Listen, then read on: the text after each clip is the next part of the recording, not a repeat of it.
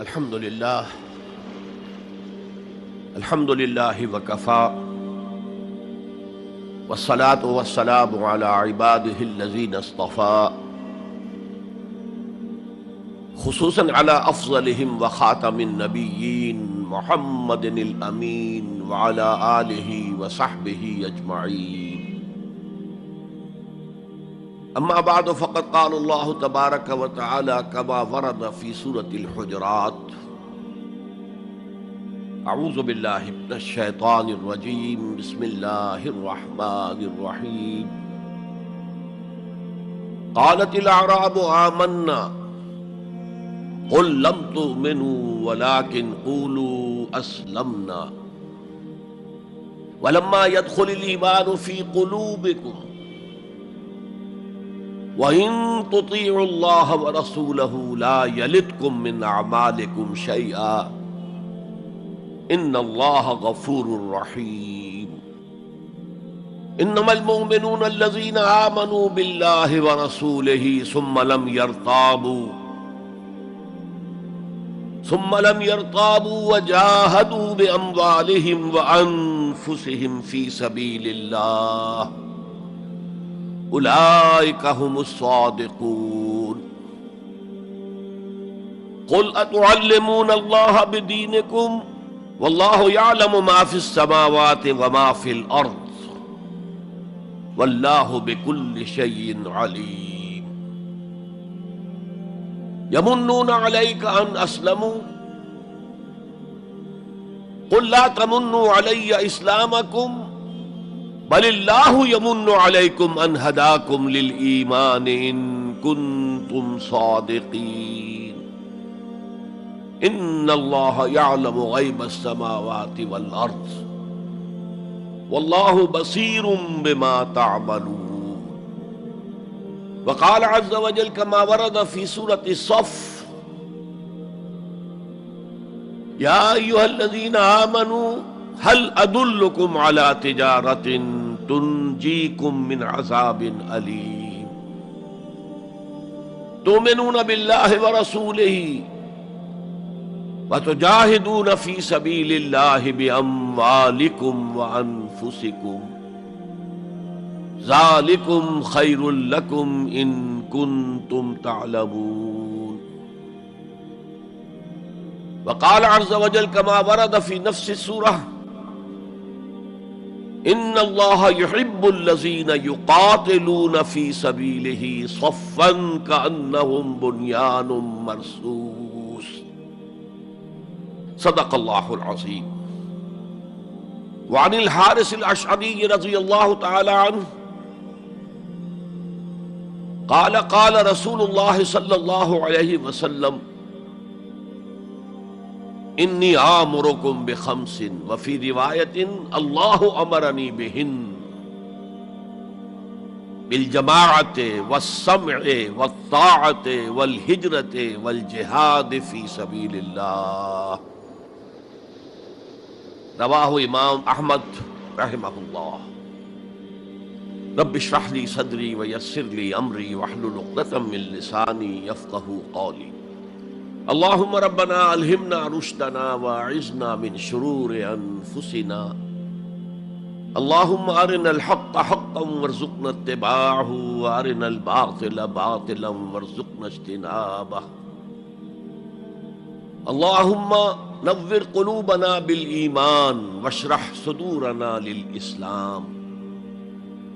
اللہم وفقنا ان نجاہد فی سبیلک باموالنا وانفسنا. اللہم ارزقنا شہادۃ فی سبیلک. آمین یا رب العالمین. معزز حاضرین اور محترم خواتین، السلام علیکم ورحمۃ اللہ وبرکاتہ. ہمارا جو آج کا موضوع ہے وہ عنوان ہی سے نظر آ رہا ہے کہ طوالت طلب ہے. ایمان، اسلام اور اللہ کی راہ میں جد و جہد. سب سے پہلی بات اس ضمن میں یہ سمجھنی چاہیے کہ قرآن مجید میں ایمان اور اسلام اور مومن اور مسلم تقریباً ہم معنی اور مترادف الفاظ کے طور پر استعمال ہوئے، اگرچہ ایمان کا زیادہ تعلق انسان کے باطن سے ہے، اس کے ذہن سے ہے، قلب سے ہے، اور اسلام کا زیادہ تعلق اس کے عمل سے ہے، تاہم جس شخص کے دل میں ایمان ہے اور عمل میں اسلام ہے، اسے آپ مومن کہیں یا مسلم کہیں کوئی فرق واقع نہیں ہوتا۔ Call the rose by any name, it will smell as sweet۔ لیکن یہ کہ اگر دو اصطلاحیں ہیں قرآن کی اور ہمارے دین کی، تو لازماً ان میں کوئی فرق ہے،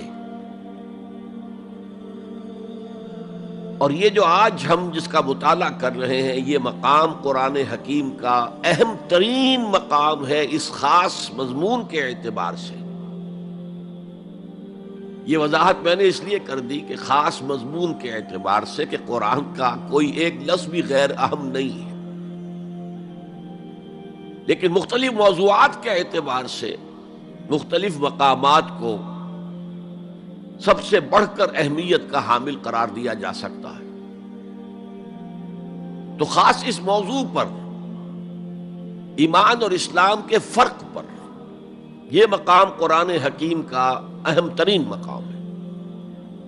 قالت الاعراب آمنا، یہ بدو لوگ کہہ رہے ہیں ہم ایمان لے آئے۔ قل لم تؤمنوا، اے نبی ان سے کہہ دیجئے تم ایمان ہرگز نہیں لائے ہو۔ شاید بعض حضرات سوچے یہ ہرگز کا لفظ تم نے کہاں سے ایڈ کر دیا؟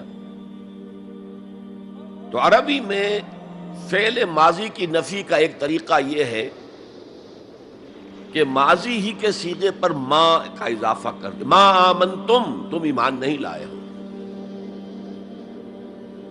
لیکن فعل مضارع سے قبل لم لایا جائے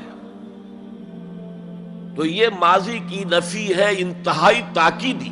لم تؤمنوا، ما آمنتم نہیں کہا، لم تؤمنوا، تم ہرگز ایمان نہیں لائے ہو۔ وَلَكِنْ قُولُوا أَسْلَمْنَا، ہاں یوں کہو کہ ہم اسلام لے آئے ہیں، یا ہم نے اطاعت قبول کر لی ہے، ہم نے سرنڈر کر دیا ہے، اسلام کی، اسلامی ریاست کی بالادستی قبول کر لی ہے۔ وَلَكِنْ قُولُوا أَسْلَمْنَا، اور اب دیکھیے نہایت تاکیدی نفی پہلے ہو چکی ہے، لم تؤمنوا،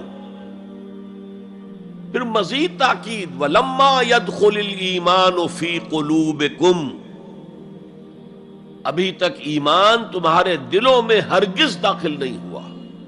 یہ پھر لما، لم کا اضافہ ہے۔ یہ مقام ہے جہاں ان دونوں چیزوں کو بالکل علیحدہ کر کے ایک دوسرے کے مقابل میں لے آئے ہیں۔ ثابت ہوا ایمان کچھ اور ہے، اسلام کچھ اور ہے۔ ذرا نوٹ کر لیجئے کہ قرآن مجید میں یا اسلام کی اصطلاحات میں تین جوڑے ایسے ہیں کہ جن میں عام اور خاص کی نسبت ہے۔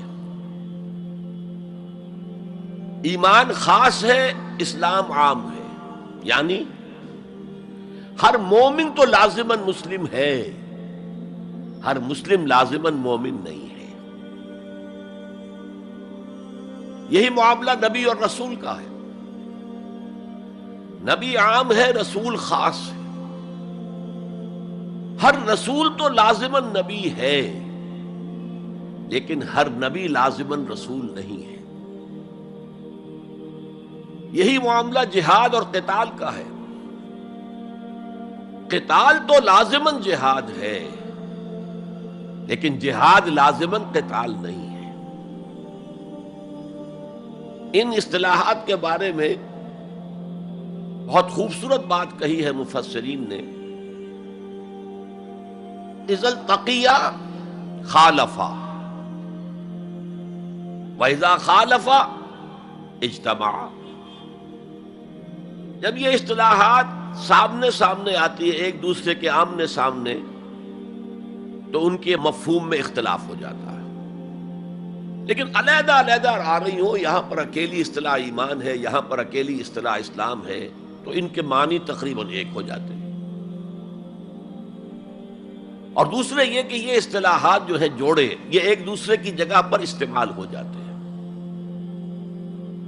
تو ایمان کی جگہ اسلام، اسلام کی جگہ ایمان، یہ استعمال کیے جا سکتے ہیں۔ اور جیسا کہ میں نے شروع میں کہا، یہ دونوں تقریباً قرآن کے عام اسلوب کے اعتبار سے مترادف رحمانی الفاظ ہیں، لیکن یہاں انہیں بالکل علیحدہ کر دیا گیا ہے۔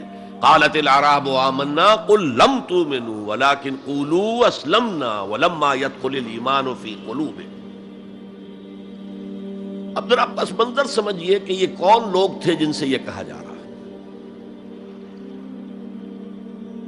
دیکھیے، آپ کو معلوم ہے کہ ابتدا میں جب کہ حضور ابھی مکہ میں تشریف فرما تھے، تو جس شخص کے دل میں ایمان یقین کے درجے میں آ جاتا تھا، صرف وہی کہتا تھا اشہد ان لا الہ الا اللہ واشہد ان محمد رسول اللہ۔ گویا کہ ایمان پہلے آتا تھا، اسلام بعد میں آتا تھا، اس لیے کہ انہیں معلوم تھا کہ اسلام کے اعلان کا مطلب کیا ہوگا۔ گویا کہ اپنے معاشرے کو میں چیلنج کر رہا ہوں، اپنے خاندان سے ہی نہیں، اہل و عیال سے بھی کٹ جانے کے لیے تیار ہوں۔ جو شخص اس حد تک یقین کا حامل ہو جاتا تھا، وہ پھر اسلام کا اعلان کرتا تھا۔ لیکن رفتہ رفتہ صورت بدلی، خاص طور پر ہجرت کے فوراً بعد۔ آپ کو معلوم ہے کہ وہاں اللہ تعالیٰ نے ایسے حالات اور اسباب پیدا کر دیے کہ جو دو قبیلے وہاں پر اصل عرب قبیلے آباد تھے، اوس اور خزرج، ان دونوں کے تمام اکابر ایمان لے آئے۔ اور قبائلی زندگی کا معاملہ آپ کو معلوم ہے کہ اگر سرداروں نے ایمان قبول کر لیا تو پھر دونوں قبیلوں نے ایمان قبول کر لیا۔ لیکن یہاں کیفیت اب وہ نہیں تھی۔ یقیناً بہت سے لوگ ان میں وہ تھے جنہوں نے دل کے ساتھ ایمان قبول کیا تھا، اس کے فیس ویلیو پر تسلیم کیا تھا، لیکن بہت سے لوگ وہ بھی تھے کہ جو یہ دیکھ کر کے پورا قبیلہ اسلام لا رہا، چلو ہم بھی شامل ہو جائیں۔ یہ صورت تبدیل ہونی شروع ہو گئی، یعنی ان کے حد تک اسلام پہلے آ گیا، پھر رفتہ رفتہ حضور کی معیت میں رہے، حضور کی صحبت حاصل رہی اور اس سے استفادہ کیا، تو ایمان بھی پیدا ہوتا چلا گیا۔ اب یہاں اسلام پہلے آیا، ایمان بعد میں آیا۔ یہی کیفیت ہماری ہے آج۔ ہم مسلمان تو پیدائشی طور پر ہیں، مسلمان والدین کے گھر میں پیدا ہوئے، الا یہ کہ کوئی اور کسی دوسرے مذہب سے تعلق رکھنے والا ایمان قبول کرتا ہے، اسلام قبول کرتا ہے، تو اسے بھی اپنے خاندان سے کٹنا پڑتا ہے، اسے اسی طرح کے حالات سے، چاہے وہ مار پیٹ اور وہ پرسیکیوشن اور وہ تشدد اور وہ ٹارچر نہ ہو جو ہو رہا تھا مکہ مکرمہ میں، لیکن بہرحال کافی کچھ قیمت انسان کو ادا کرنی پڑتی ہے اپنے اسلام کے قبول کرنے کی۔ لیکن ہماری 99,999 فی لاکھ جو اکثریت ہے، وہ تو انہی پر مشتمل ہے جو آباء و اجداد کی وجہ سے due to accident of birth مسلمان ہیں۔ تو اسلام تو پیدائشی طور پر مل گیا، پیدا ہوتے ہی داہنے کان میں اذان پڑھی گئی، بائیں میں اقامت کہی گئی۔ بڑا عجیب سا نکتہ ہے، ایک صاحب نے جب بیان کیا تو میں واقعی چونک گیا۔ انسان کی پیدائش کے وقت اذان دی گئی اور اقامت کہی گئی، نماز کوئی نہیں، اور اس کے انتقال کے وقت نماز پڑھی گئی بغیر کسی اذان کے، بغیر کسی اقامت کے۔ گویا کہ اس نماز کی اذان اور اقامت پیدائش کے وقت ہے، جو نماز جنازہ کی شکل میں اس کی موت کے وقت پڑھی جا رہی ہے۔ اور یوں کہا جا سکتا ہے کہ ہماری یہ دنیاوی زندگی بس اتنے ہی وقفے کا نام ہے جتنی کہ اذان اور اقامت اور نماز کے درمیان ہوتی ہے۔ بہرحال یہ جو صورتحال کی تبدیلی ہوئی، جس کو میں نے کہا کہ ہمارے ہاں یہ دوسری تبدیلی 100% موجود ہے، یہ تبدیلی اپنے کلائمیکس کو پہنچ گئی جب حضور کو اللہ تعالیٰ نے اتنی کامیابی عطا کی کہ مکہ بھی فتح ہو گیا، تو اگرچہ عرب میں کوئی فارمل گورنمنٹ نہیں تھی، کوئی حکومت فارمل وہاں قائم نہیں تھی، لیکن قریش کا مقام پورے عرب میں ایسے ہی تھا جیسے کہ کسی ملک کا صدر مقام ہوتا ہے۔ مذہبی مرکز وہی تھا، خانہ کعبہ وہاں تھا، تمام قبیلوں کے بت وہاں رکھے ہوئے تھے، قریش اس کے متولی تھے، لہذا قریش کو امتیازی حیثیت حاصل ہو گئی، اور اس کا سب سے بڑا معاشی فائدہ جو انہیں ہوا تھا وہ یہ تھا کہ جبکہ دوسرے کسی قبیلے کا کوئی تجارتی قافلہ بچ کر نہیں جا سکتا تھا، اس پہ لوٹ مار، وہاں قریش کے قافلے کو کوئی ہاتھ نہیں لگاتا تھا، اس لیے کہ ہمارے تو خدا ان کے ہاسٹیجز ہیں، ہمارے بت جو ہیں رکھے ہوئے ہیں ان کے پاس خانہ کعبہ کے اندر، اگر ہم ان کے قافلے پر کوئی حملہ کریں گے تو وہ ہمارے بتوں کی گردن توڑ کر یا ایسے اٹھا کر باہر پھینک دیں گے۔ تو بہت بڑا سیاسی اور بہت بڑا معاشی فائدہ قریش کو تھا اس خانہ کعبہ کی وجہ سے، اور اس پر ایک پوری سورت ہے قرآن مجید کی، لإلاف قریش ایلافہم رحلۃ الشتاء والصیف فلیعبدوا رب ھذا البیت الذی اطعمہم من جوع وآمنہم من خوف۔ اس گھر کی وجہ سے ان کو معاشی فوائد حاصل ہے اور امن حاصل ہے۔ بہرحال جب مکہ فتح ہو گیا حضور کے دست مبارک پر صلی اللہ علیہ وسلم، تو اب پورے عرب کے اطراف و اکناف میں یہ بات طے ہو گئی کہ اب جدید اصطلاح میں ہم کہیں گے it's no use continuing resistance, اب ہم کیا مخالفت کریں اور کیا اب آپ کا راستہ روکنے کی کوشش کریں، بات ختم ہو گئی جب مکے پر اب حضور کا قبضہ ہے صلی اللہ علیہ وسلم۔ تو اب قبیلوں نے اپنے وفد بھیجنے شروع کیے، فلاں وفد آ رہا ہے ایمان کا اعلان کر رہا ہے، پورا قبیلہ ایمان لے آیا ہے، فلاں قبیلے کا وفد آ رہا ہے ایمان کا اظہار کر رہے ہیں، مسلمان ہو گئے ہیں، پورا عرب مسلمان ہو گئے۔ اب یہ لوگ جو ایمان لا رہے تھے، اور ایمان لانے کا مطلب کیا ہے؟ صرف یہ کہہ دینا اشہد ان لا الہ الا اللہ واشہد ان محمد رسول اللہ صلی اللہ علیہ وسلم، ان کی اندرونی کیفیات تین میں سے کوئی سی ایک ہو سکتی تھی،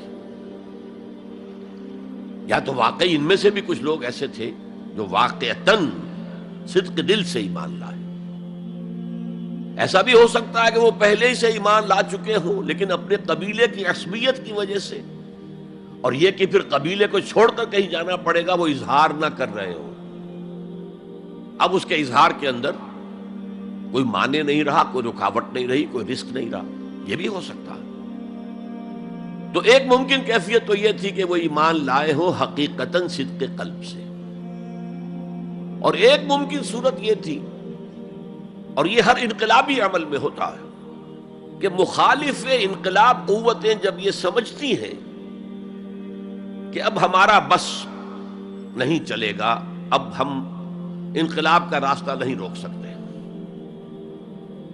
تو بظاہر سرنڈر کر دیتے ہیں، لیکن دلوں میں ایک ارادہ ہوتا ہے دیکھیں گے کوئی موقع ملا، وہ حالات بدلے تو پھر ان سے نبٹ لیں گے۔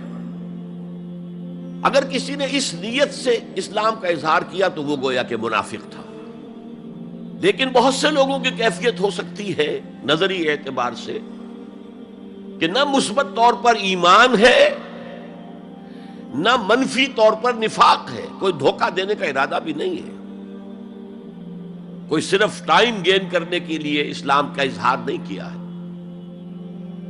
تو گویا کہ یہ پازیٹو ویلیو ایمان کی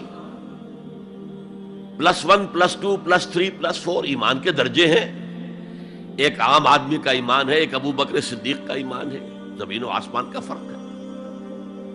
خود صحابہ میں یہ درجہ بندی تھی، اور ہم تو اپنے ایمان سے کیا نسبت اور کیا تناسب قائم کریں گے صحابہ کے ایمان کے ساتھ، بالخصوص ابو بکر صدیق جیسے صدیق اکبر کے ایمان کے ساتھ رضی اللہ تعالی عنہ۔ اسی طرح -1 -2 -3 -4 یہ منافقت کے درجے ہیں.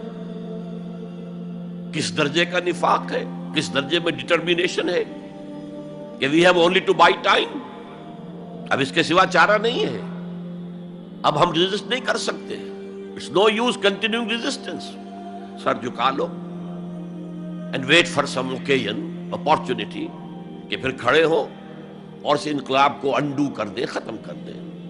کاؤنٹر ریولوشنری موومنٹ جیسے کہ بالفعل ہوئی. جھوٹے نبی کھڑے ہو گئے اور ایک مرحلہ تو ایسا آیا کہ معلوم ہوتا تھا کہ پورا عرب مرتد ہو گیا.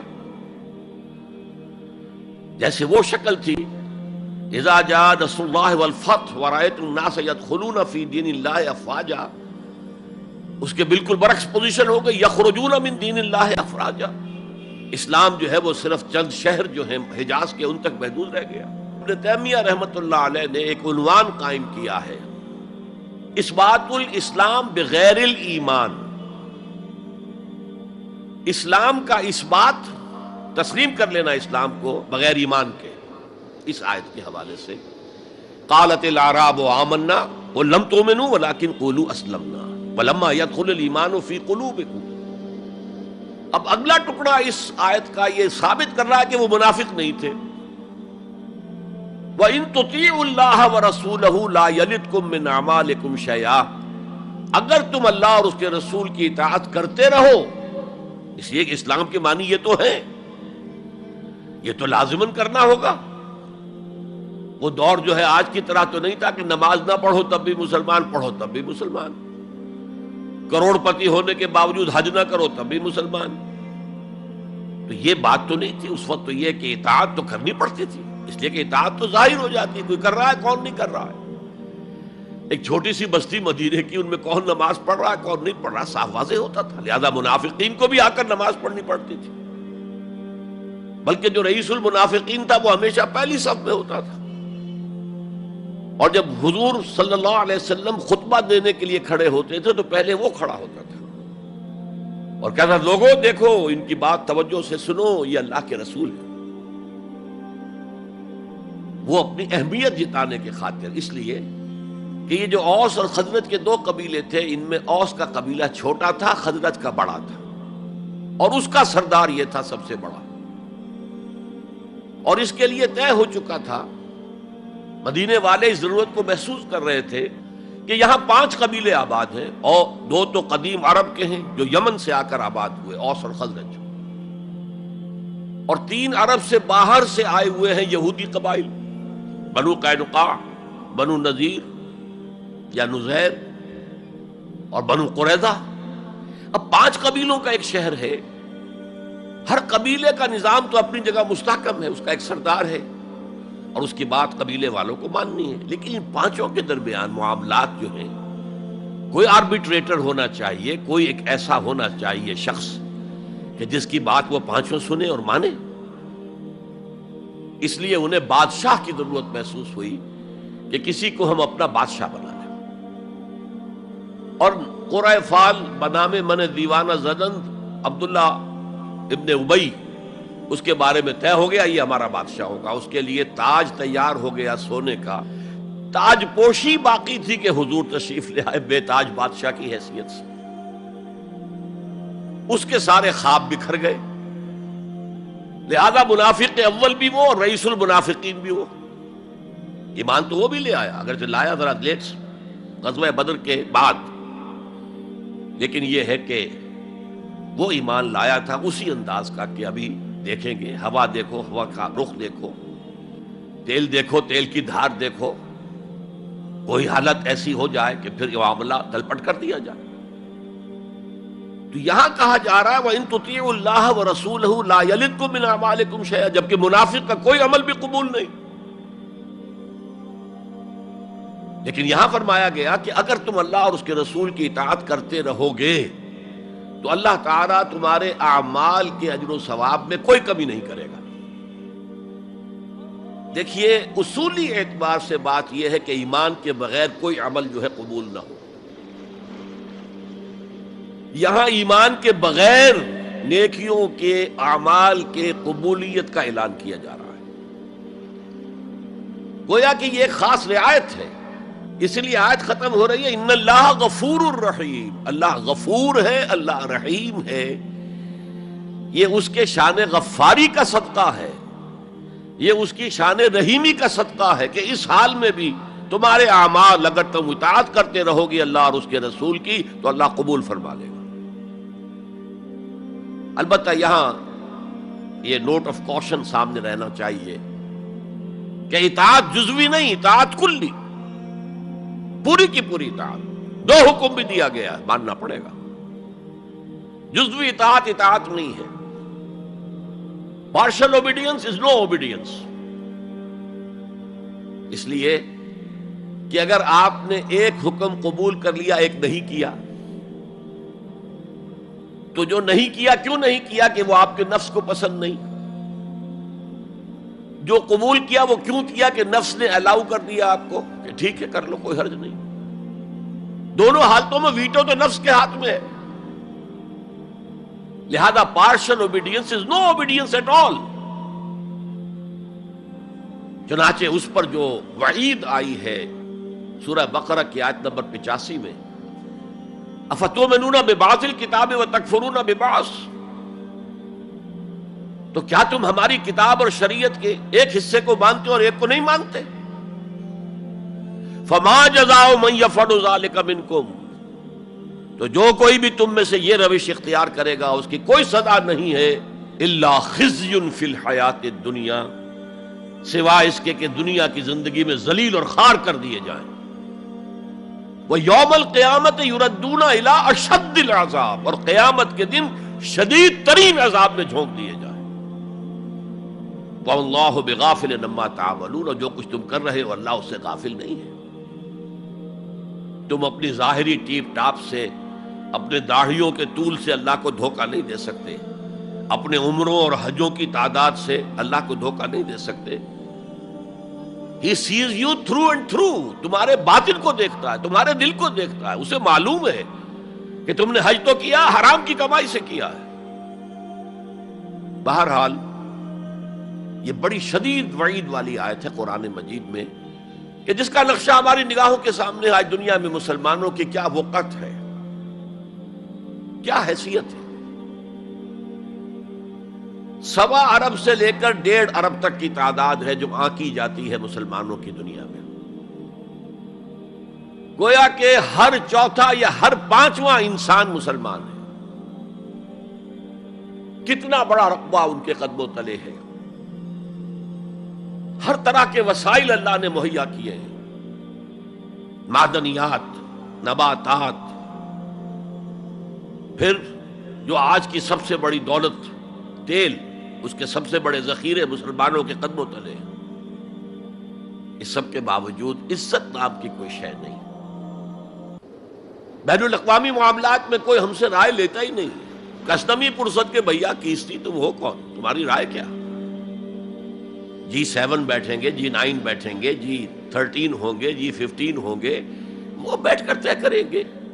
کوئی مسلمان ملک نہ G7 میں نہ G15 میں، جسے ہم محاورے میں کہتے ہیں نہ 3 میں نہ 13 میں. یہ ہے ہماری عزت آج دنیا میں. اکثر مسلمان ملکوں کی حکومتیں امریکہ کی جیب میں ہیں. یہ ہے ہماری حیثیت. تو ذلت جو ہے وہ تو آج ہم پر ہے مسلط. فما جزاء من يفعل ذلك منكم الا خزي في الحياة الدنيا ويوم القيامة. اب یہ قیامت کے دن کی بات جو اللہ فرما رہے ہیں، دعا ہی کی جا سکتی ہے کہ اللہ تعالیٰ اس سے بچا لے، کرم فرمائے، اپنی شان غفاری اور شان رحیمی سے ہمیں اس روز کی ذلت سے اور شدید ترین عذاب میں جھونک دیے جانے کی جو یہاں پر خبر سنائی جا رہی ہے، وعید سنائی جا رہی ہے، اللہ تعالیٰ اس سے بچا لے. تو اس آیت کو اب آپ سامنے رکھیے. البتہ ایک بات میں اور آپ سے عرض کر دوں کہ جو کیفیت اس آیت میں سامنے آئی ہے یہ مستقل نہیں رہ سکتی. اگر کوئی شخص واقعتاً چاہے آغاز میں اس کا دل پازیٹیولی ایمان سے خالی تھا، لیکن ساتھ ہی نیگیٹو نفاق سے بھی خالی تھا. کہہ سکتے ہیں زیرو لیول ہے، پلس ویلیوز اور مائنس ویلیوز کے درمیان زیرو آئے گا. تو باطن کے اعتبار سے چاہے وہ زیرو لیول پر تھا، لیکن اگر وہ اطاعت کرتا رہا، نماز پڑھتا رہا، روزہ رکھتا رہا، زکوٰۃ دیتا رہا، حرام چیزوں سے بچتا رہا، فرائض ادا کرتا رہا، تو اس سے لازماً ایمان پیدا ہو جائے گا اس کے دلوں میں. اس لیے کہ یہ دو طرفہ پروسیس ہے، بائی لیٹرل. ایمان سے عمل پیدا ہوتا، عمل سے ایمان پیدا ہوتا. عمل انسان جب کرتا ہے، اللہ کی راہ میں قربانیاں دیتا ہے، زادتہم ایمانا، ان کے ایمان میں اضافہ ہو گیا. اچھا، اب یہ ہے پس منظر ایمان اور اسلام کا فرق. اب اس کے حوالے سے یہ بھی، اس سے پہلے اگرچہ میں اشارے کر چکا ہوں، اسلام کی جو تعریف کی گئی ہے، متفق علیہ روایت ہے حضرت عبداللہ ابن عمر سے رضی اللہ تعالی عنہما، بنی الاسلام علی خمس، اسلام کی عمارت 5 چیزوں پر قائم ہے. شہادت اللہ الہ الا اللہ وان محمد رسول اللہ، وإقام الصلاة وإيتاء الزکاة وصوم رمضان وحج البیت من استطاع الیہ سبیلا. کلمہ شہادت ہے کہ میں گواہی دیتا ہوں اللہ کے سوا کوئی معبود نہیں، اور میں گواہی دیتا ہوں کہ محمد صلی اللہ علیہ وسلم اللہ کے رسول ہے. پھر 4 عبادات ہیں، نماز ہے، روزہ ہے، زکوٰۃ ہے، حج ہے. تو اسلام جو ہے دنیا میں قائم ہے ان 5 بنیادوں پر. اب ان میں خاص طور پر دیکھیے لفظ ایمان کہیں نہیں آیا. گویا کہ اسلام کی بنیاد اقرار باللسان پر ہے، اور دنیا میں کسی شخص کے مسلمان سمجھے جانے کا دار و مدار صرف اسی پر ہوگا. اگرچہ بعض فقہا نے کہا ہے کہ تصدیق بالقلب بھی ہونی چاہیے ساتھ، ٹھیک ہے، لیکن ہم ویریفائی تو نہیں کر سکتے نا. دنیا میں تو معاملہ قانون کا ہے، اور قانون تو ویریفائیبل فیکٹس کے اوپر فیصلہ کرے گا. ہم نہ کسی کے ایمان کو ویریفائی کر کے سند دے سکتے کہ ایمان ہے، نہ کسی کے ایمان کی نفی کر سکتے. تو دنیا میں معاملہ سارا اسلام پر ہے. ایک مسلمان اسلامی ریاست کا مکمل شہری ہے، ایک مسلمان معاشرے کا مکمل ایک رکن ہے. اسلام ہی پر سارا نظام ہے اس دنیا میں، لیکن آخرت میں سارا دار و مدار ایمان پر ہے. اس لیے کہ اللہ تو معذور نہیں ہے کہ دلوں کے حال کو نہ جانتا ہو. ان اللہ لا ينظر الى صورکم ولا الى اموالکم ولکن ينظر الى قلوبکم واعمالکم. اللہ تعالیٰ نہ تمہاری صورتوں کو دیکھتا ہے، نہ تمہارے مالوں کو دیکھتا ہے، بلکہ وہ تو دیکھتا ہے تمہارے دلوں کو اور تمہارے اعمال کو. امام بخاری رحمت اللہ علیہ کا موقف کہ ایمان میں عمل بھی شامل ہے انٹیگرل پارٹ کی حیثیت سے، یہ حقیقی ایمان کے اعتبار سے 100% درست ہے. دل میں یقین ہوگا تو کیسے عمل اس کے خلاف ہو جائے گا. لیکن لیگل اور کانسٹیٹیوشنل لیول پر، جسے ہم اسلام کہیں گے، عمل علیحدہ ہے، ایمان علیحدہ ہے. اور ایمان حقیقی گھٹتا بھی ہے، بڑھتا بھی ہے. زادتہم ایمانا وما زادہم الا ایمانا وتسلیما، سورہ احزاب میں فرمایا کہ وہ جو 12,000 کا لشکر آ گیا تھا اور ایک شدید صورت پیدا ہو گئی تھی، اور محسوس ہوتا تھا perhaps this is the end، جیسے کہ ایک چراغ جل رہا ہے میدان میں رکھا ہوا اور جھکڑ چل رہا ہے بجھانے کے لیے. تو منافقین کا نفاق ان کی زبانوں پر آ گیا. ما وعدنا اللہ ورسولہ الا غرورا، ہم سے اللہ اور اس کے رسول نے جو وعدے کیے تھے وہ سب جھوٹے ثابت ہوئے. ہم سے کہا گیا تھا کیسر و کسریٰ کے خزانے تمہارے قدموں میں ہوں گے، اور آج کیا ہے، ہم رفع حاجت کے لیے باہر نہیں جا سکتے. تو منافقین کے اندر کا روگ جو تھا وہ ان کی زبانوں پر آ گیا. اور اہل ایمان کا معاملہ کیا ہوا؟ انہوں نے جب دیکھا لما راوا الاحزاب قالوا ھذا ما وعدنا اللہ ورسولہ، انہوں نے کہا یہی تو ہے جس کا ہم سے اللہ اور اس کے رسول نے وعدہ کیا تھا. یہ آیت تو سورہ بقرہ میں نازل ہو چکی تھی. وَلَنَبْلُوَنَّكُمْ بِشَيْءٍ مِّنَ الْخَوْفِ وَالْجُوعِ وَنَقْصٍ مِّنَ الْأَمْوَالِ وَالْأَنفُسِ وَالثَّمَرَاتِ وَبَشِّرِ الصَّابِرِينَ۔ ہم لازماً آزمائیں گے تمہیں، لازماً آزمائیں گے، خوف سے، بھوک سے، فقر و فاقے سے، جان اور مال اور ثمرات کے ضیاع سے اور زیاں سے۔ فصل تیار کھڑی ہے اور عین وقت آ گیا ہے جنگ کا، اور وقت پر فصل کھجور کی اتاری نہ گئی تو تباہ ہو جائے گی، لیکن نہیں، نکلنا ہے۔ یہی معاملہ تھا جو کہ تبوک کے موقع پر ہوا ہے۔ قحط کی کیفیت تھی اور اب فصل تیار تھی، اب ساری امیدیں اس فصل پر تھی، کھجور کی، لیکن ظاہر ہے کہ کھجور کی فصل اتارنا کوئی عام خواتین کا کام تو نہیں ہے، لیکن مردوں سے کہا جا رہا نکلو اللہ کی راہ میں، سب کے سب۔ پہلی مرتبہ لفیر عام تھی، ہر صاحب ایمان نکلے، تو ایک بہت بڑی آزمائش۔ تو جو راسخ الایمان تھے، صادق الایمان تھے، ان کا رد عمل سچویشن ایک ہی ہے۔ منافقین کہہ رہے ہیں ما وعدنا اللہ ورسولہ الا غرورا، ہمیں تو اللہ اور اس کے رسول نے سبز باغ دکھا کر مروا دیا، اور اہل ایمان کہہ رہے ھذا ما وعدنا اللہ ورسولہ وصدق اللہ ورسولہ وما زادہم الا ایمانا وتسلیما، اور ان میں نہیں کوئی شے بڑی مگر ایمان اور تسلیم کے۔ جبکہ وہ جو ایک کانسٹیٹیوشنل ایمان ہے وہ ایک جامد شے ہے، it's a legal status that you get as a Muslim, تو یہ اسٹیٹس نہ گھٹتا ہے نہ بڑھتا ہے۔ یہ نہیں ہو سکتا کہ ایک باپ کے اگر دو بیٹے ہیں اور ایک متقی ہے، زاہد ہے، عابد ہے، تہجد گزار ہے، دوسرا فاسق و فاجر ہے، تو وراثت میں اس تہجد گزار کو زیادہ حصہ ملے اور دوسرے کو جو ہے وہ کم ملے؟ نہیں، ایکول۔ المسلم کفو لکل مسلم، تمام مسلمان آپس میں جہاں تک ان کے لیگل اور پولیٹیکل حقوق کا تعلق ہے برابر۔ تو یہ فرق ہے ایمان اور اسلام میں۔ البتہ یہ میں آپ کو بتا چکا ہوں کہ یہ بھی ہو سکتا ہے کہ اسلام پہلے آئے، ایمان بعد میں آئے۔ ہم میں سے جب بھی اللہ تعالیٰ کسی کو نصیب فرما دے حقیقی ایمان، یقین والا ایمان، جیسے میں نے دعا کی اللہم نور قلوبنا بالایمان، اے اللہ ہمارے دلوں کو منور کر دے، روشن کر دے ایمان کے ساتھ، نور ایمان سے جگمگا اٹھے ہمارا دل، واشرح صدورنا للاسلام، اور ہمارے سینوں کو کھول دے اسلام کے لیے، اسلام کی ہر شے ہمیں حسین نظر آئے۔ حضور صلی اللہ علیہ وسلم کی حیات طیبہ کے آخری ایام میں یہ واقعہ پیش آیا کہ حضور مسجد نبوی میں تشریف فرمائے، مجمع موجود ہے، اچانک ایک شخص ظاہر ہوتا، شدید و بیاض ثیاب، شدید و سواد شعر، اس کا لباس انتہائی سفید صاف، کوئی اس پر دھبا نہیں، داغ نہیں، میل نہیں، بال انتہائی سیاہ چمکدار، گرد آلود نہیں، ولا یعرفہ احد منا، اور ہم میں سے اسے کوئی پہچانتا بھی نہیں تھا۔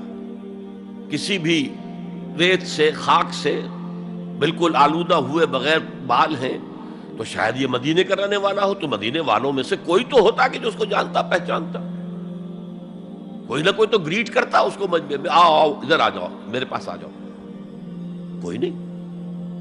اور اگر براہ راست باہر سفر سے آ رہا ہے تو کچھ گرد آلود بال ہوتے، کچھ کپڑے میلے کچیلے ہوتے، تو لوگ حیران تھے۔ اور مزید یہ کہ اس نے سیدھا تیر کی طرح مجمع کو چیرتا ہوا حضور کے عین سامنے جا کر بیٹھ گیا۔ اب لوگ حیران ہیں، یہ ہے کون؟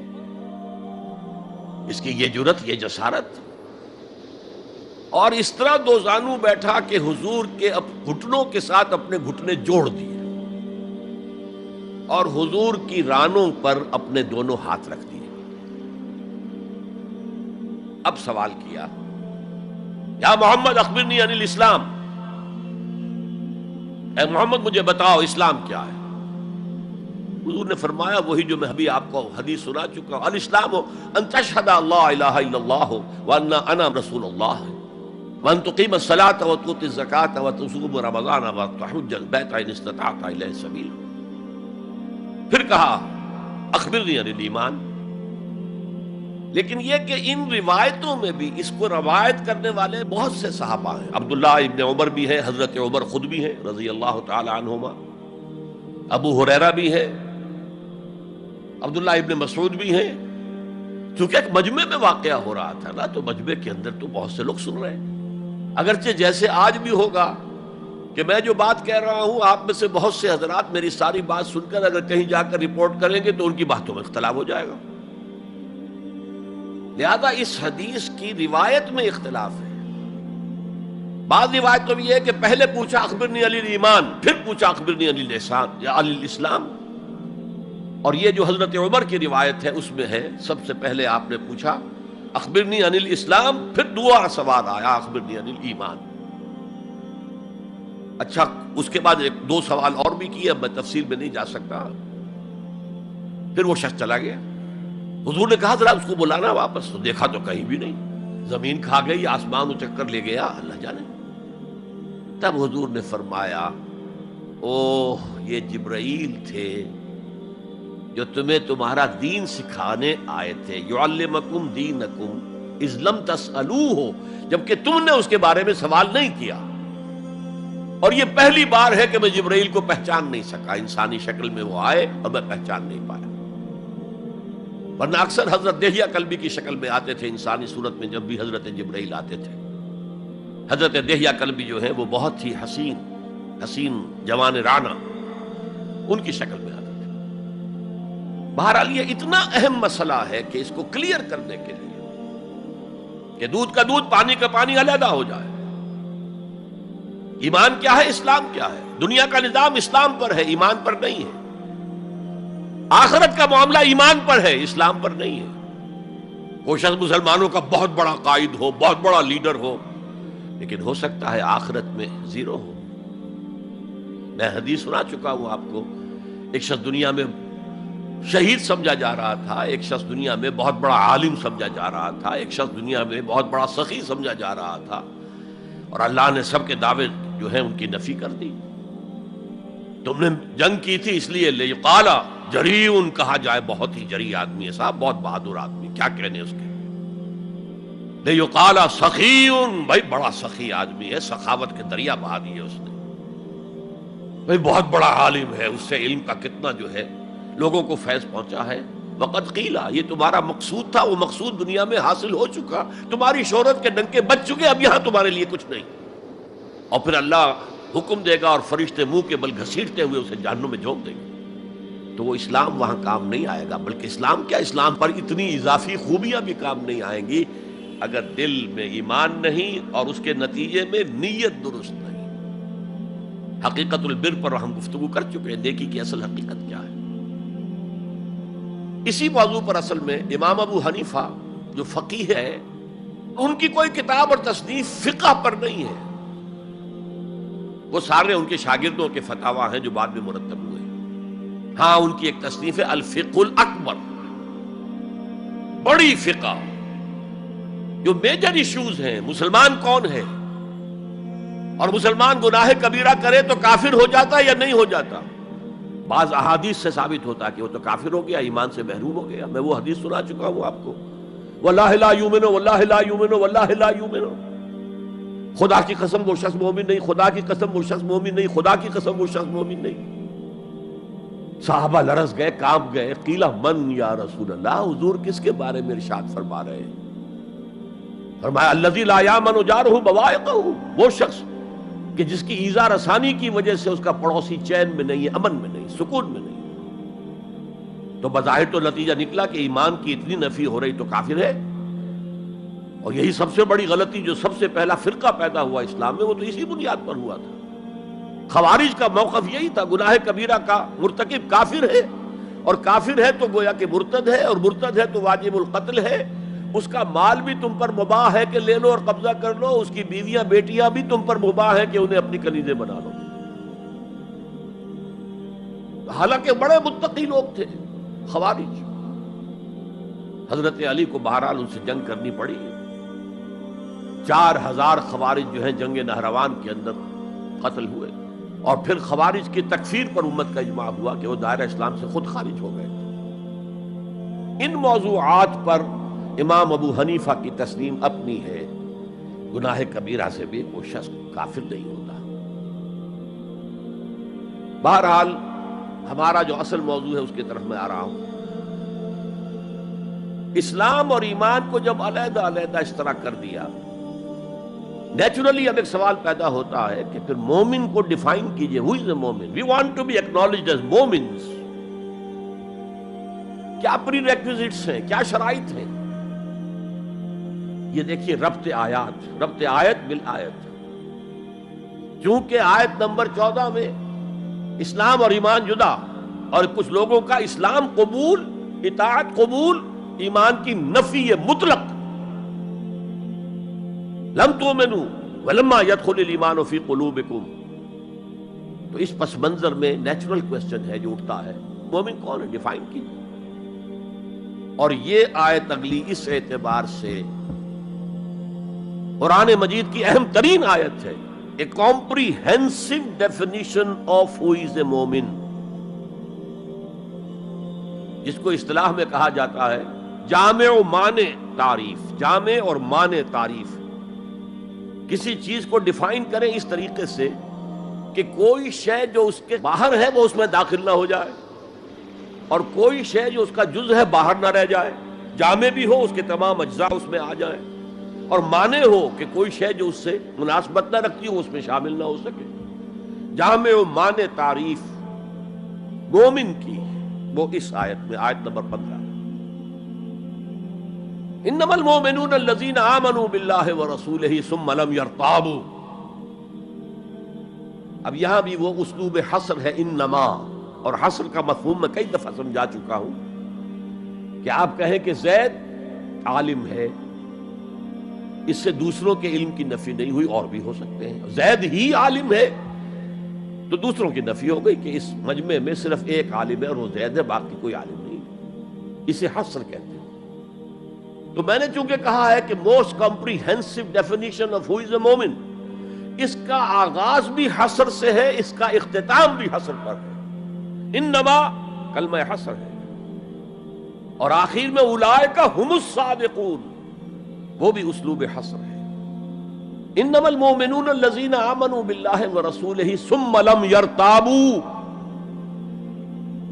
مومن تو صرف وہ ہے جو ایمان لائے اللہ پر اور اس کے رسول پر، پھر شک میں ہرگز نہیں پڑے. یہ پھر لم آ گیا، یہاں مرتابو نہیں آیا، لم یرتابو، ہرگز شک میں نہیں پڑے.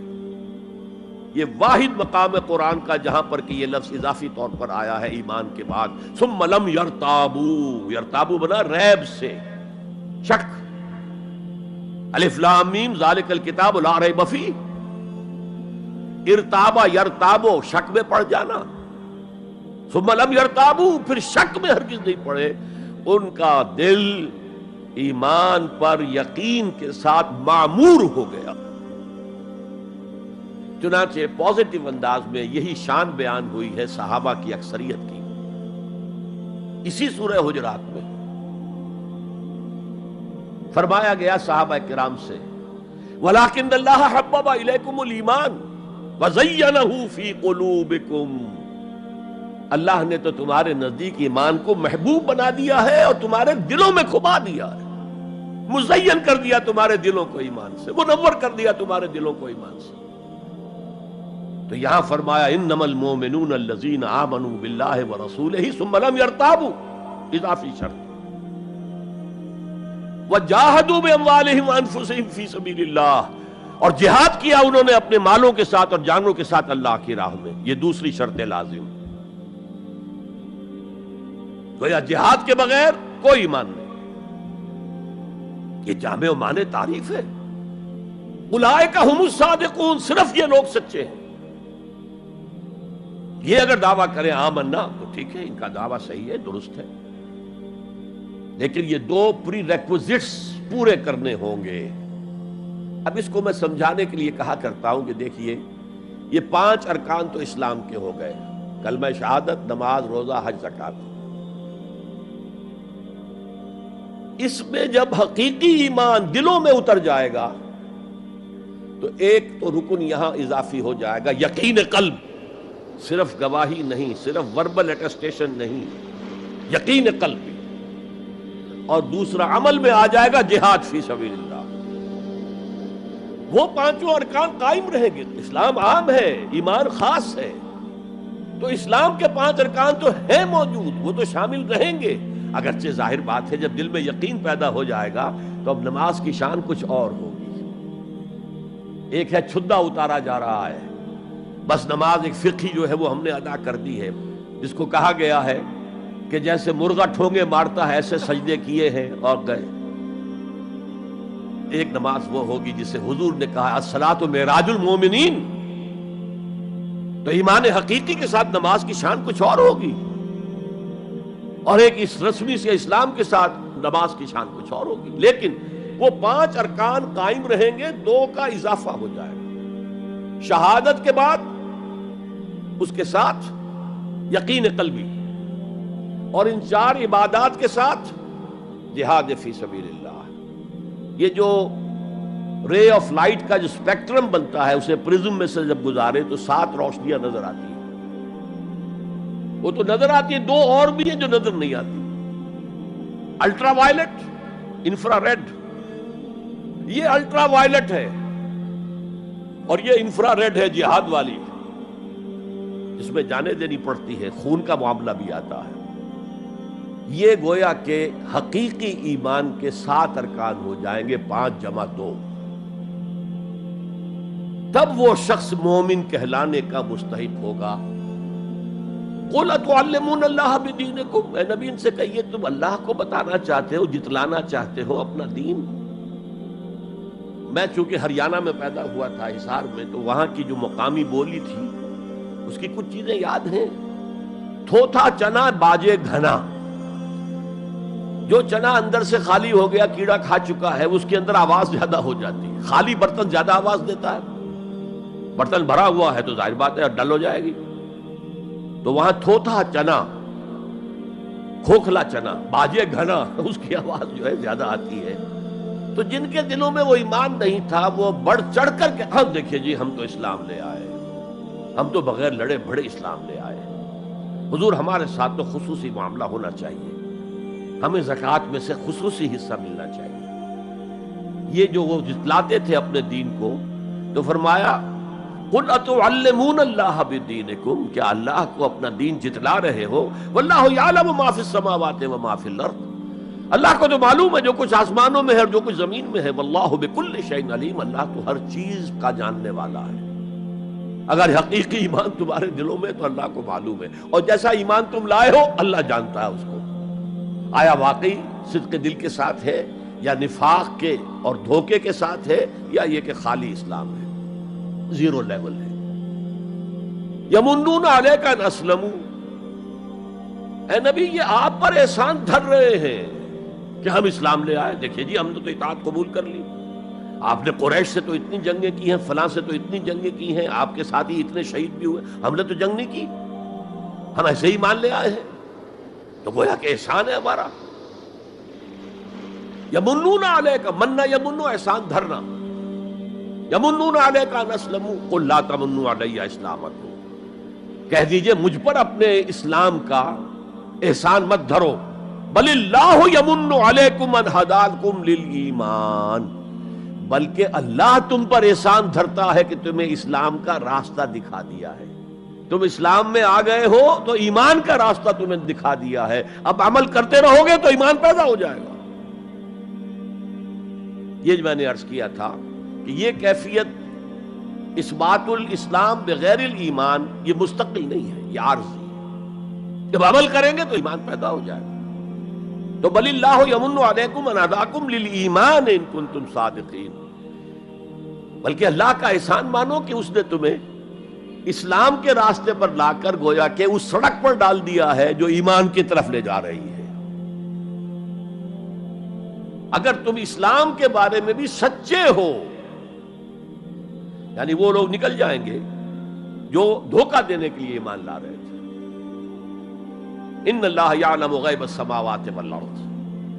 یقیناً اللہ جانتا ہے ہر پوشیدہ چیز کو جو آسمانوں کی ہے اور زمین کی ہے.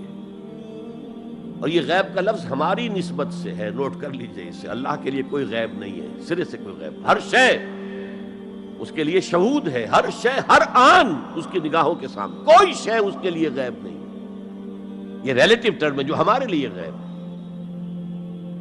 واللہ بصیر بما تعملون، اور جو کچھ تم کر رہے ہو اللہ اسے دیکھ رہا ہے. اچھا، اب پھر پہلی دو آیات کی طرف آ جائیے. اسلام ایمان علیحدہ چیزیں ہیں. ایمان کی تعریف یقین قلبی دل میں، اور جہاد فی سبیل اللہ عمل. گویا کہ ان میں سے کوئی ایک چیز بھی نہیں ہے تو پھر مومن نہیں ہو تم. دل میں یقین نہیں تو مومن نہیں، عمل میں جہاد نہیں تو مومن نہیں.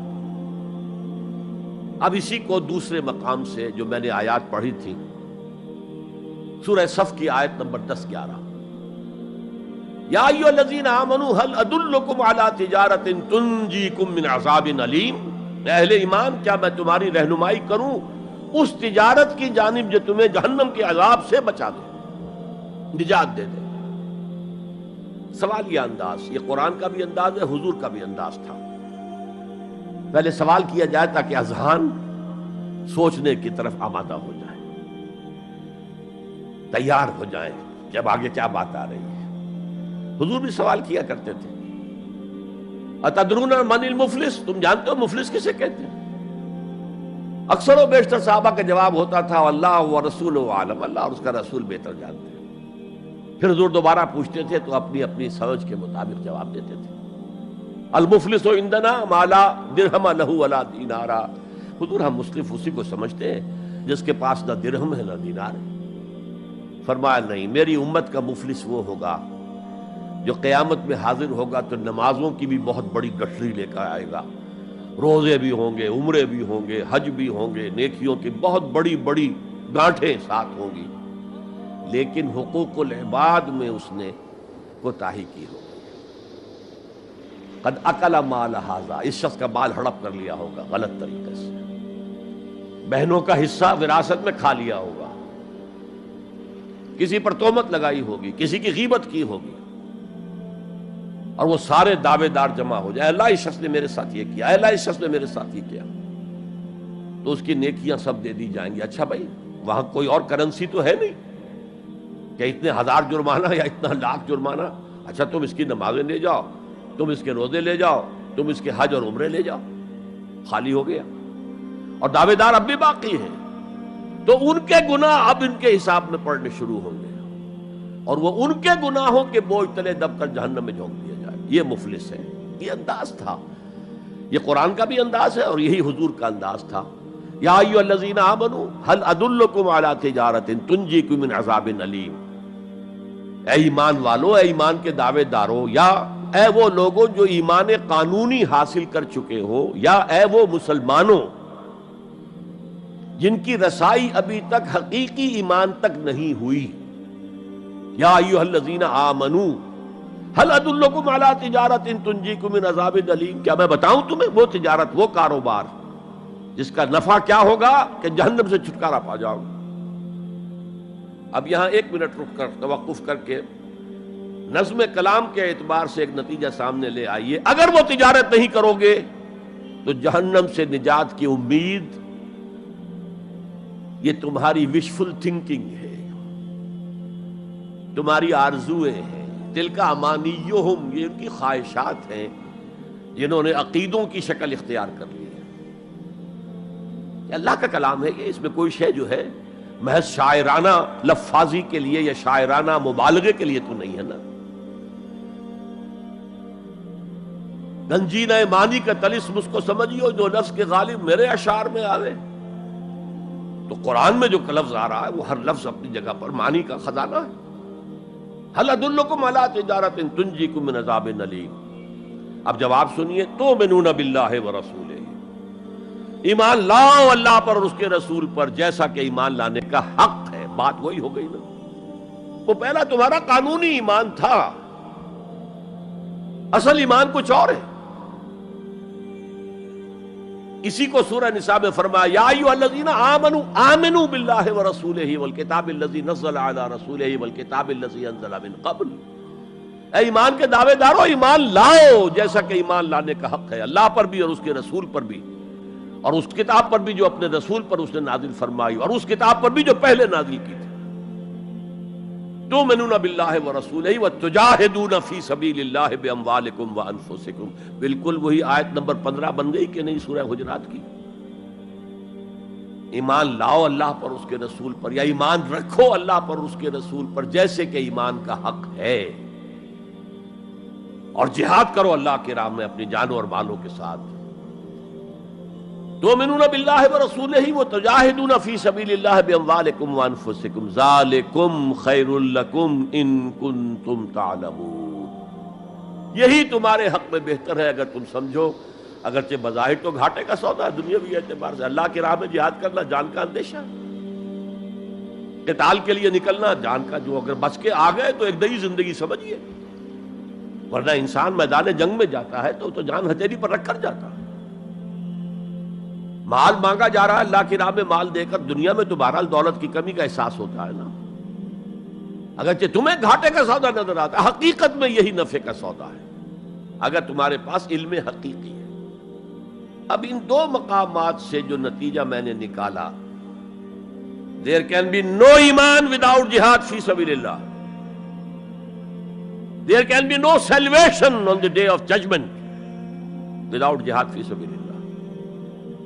کس قدر اہم ہے جہاد فی سبیل اللہ کو اب سمجھنا، اس کے تقاضوں کو جاننا، اس کی شرائط کا فہم حاصل کرنا۔ اس ضمن میں جو دنیا میں آج غلط فہمیاں پھیلی ہوئی ہیں اور زبردستی پھیلائی بھی جا رہی ہیں جان بوجھ کر، اس کا اصل سبب ہم خود ہیں۔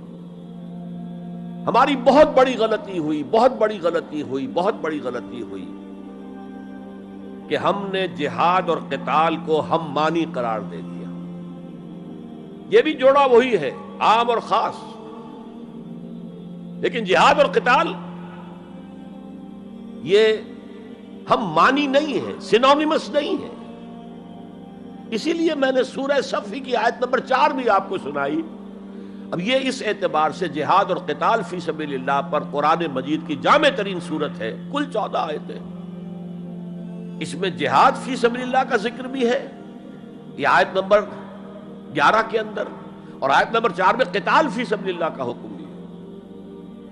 ان اللہ یحب الذین یقاتلون فی صفا صفا کانہم بنیان مرصوص، اللہ کو محبوب تو وہ بندے ہیں اس کے جو اس کی راہ میں جنگ کرتے ہیں صفیں باندھ کر، گویا کہ سیسا پلائی ہوئی دیوار ہے۔ قتال فی سبیل اللہ، جہاد فی سبیل اللہ، دو اصطلاحات ہیں، ان کا مفہوم بالکل ایک تو نہیں ہو سکتا۔ ہمارے ہاں ان دونوں کو مترادف قرار دے دیا، اس کے نتائج کیا نکلے؟ قتال ہر وقت تو ہوتا ہی نہیں، لہذا جہاد ثانوی شے ہو گیا، اس کی اہمیت ہی نہیں رہی ہے، وہ جو بیک برنر کی جگہ ہوتی ہے وہاں رکھ دیا گیا۔ بعض لوگوں نے ایک اور غلطی کی اس کے برعکس، جہاد کی اہمیت کے پیش نظر انہوں نے اسے ارکان اسلام میں داخل کر دیا۔ یہ بہت بڑی جسارت ہے،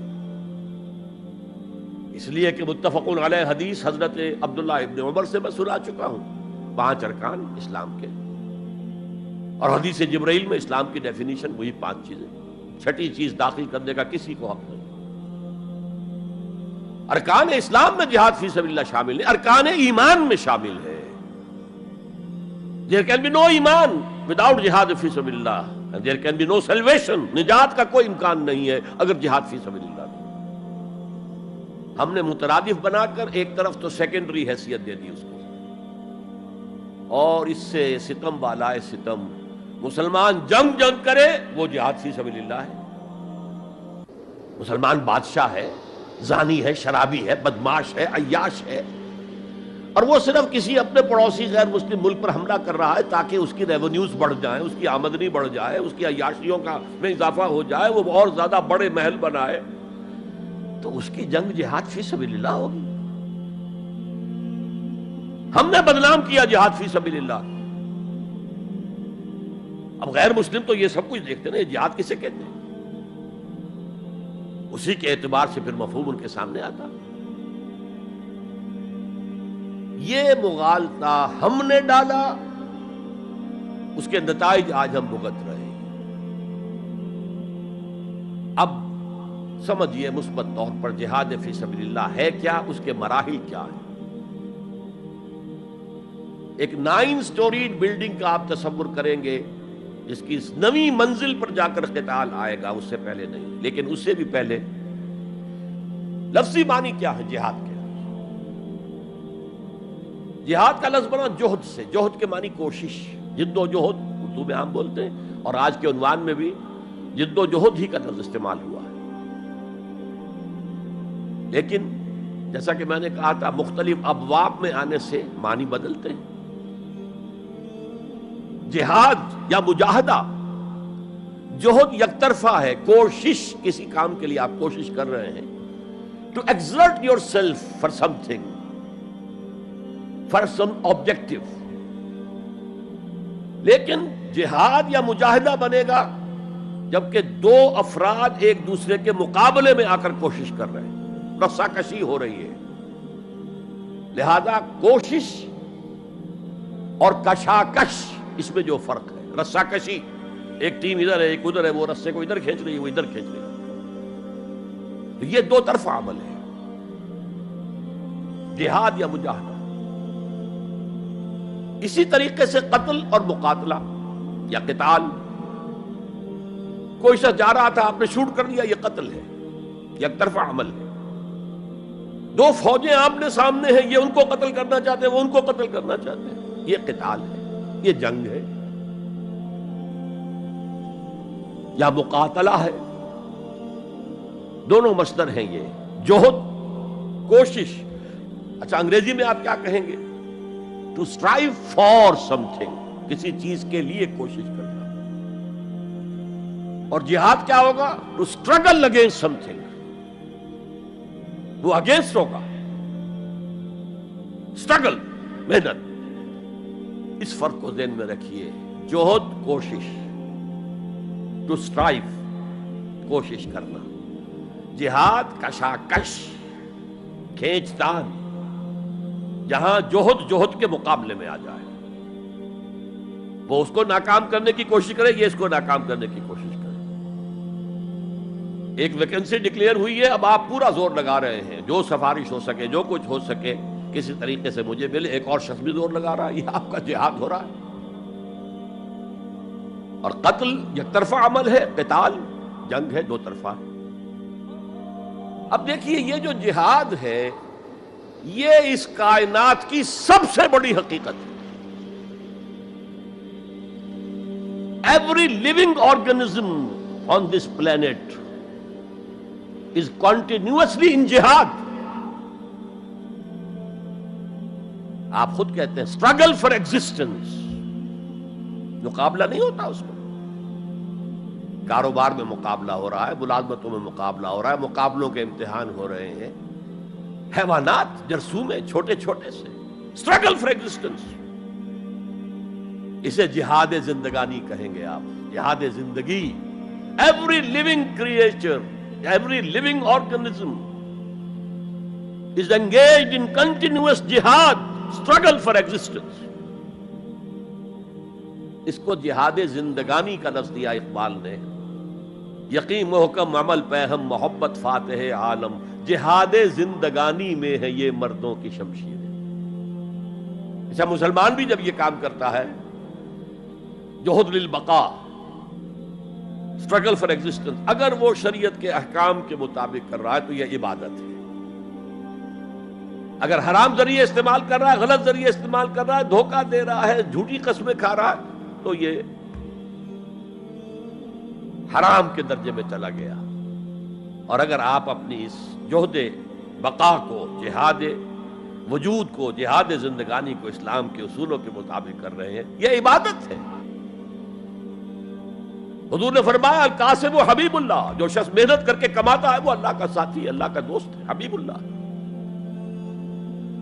اور سب سے بہترین کھانا بتایا وہ ہے رزق جو اپنے ہاتھ کی کمائی سے ہو، محنت، مشقت. بہرحال یہ جہاد کا ایک آغاز ہے. میں نے کہا تھا یہ یونیورسل فینومینن ہے، یونیورسل، اس کائنات کی سب سے بڑی حقیقت یہی ہے. اس سے اوپر اٹھیے، انسانی سطح پر سب سے بڑا جہاد اپنے حقوق کا حصول، the freedom struggle. the struggle for self determination. کوئی قوم آ کر آپ پر حاکم ہو گئی، اس سے نجات حاصل کرنا، یہ جہاد فی سبیل الحریت. فی سبیل کسے کہتے ہیں؟ For the cause of, in the cause of. جہاد فی سبیل الحریت جائز ہے، سب کریں گے، سب کی آزادی حق ہے، کسی کو غلام بنا کر رکھنے کا کسی کو اختیار نہیں ہے. تو struggle for freedom it's a universal phenomenon. اور مسلمان بھی اگر کرے گا اور اللہ کی حدود کے اندر رہ کر کرے گا تو وہ بھی اللہ کے ہاں وہ اجر و ثواب کا مستحق ہوگا، بلکہ اگر جان دے دے گا شہید شمار ہوگا. اس لیے کہ حضور کی ایک حدیث ہے، من قتل دون مالہ فہو شہید. جو شخص اپنے مال کی حفاظت میں مارا گیا وہ بھی شہید ہے. اب آپ کہیں جا رہے تھے، آپ کے پاس کچھ مال ہے، جیب میں کچھ ہے، کوئی ڈاکو آ گئے آپ کو گھیر لیے.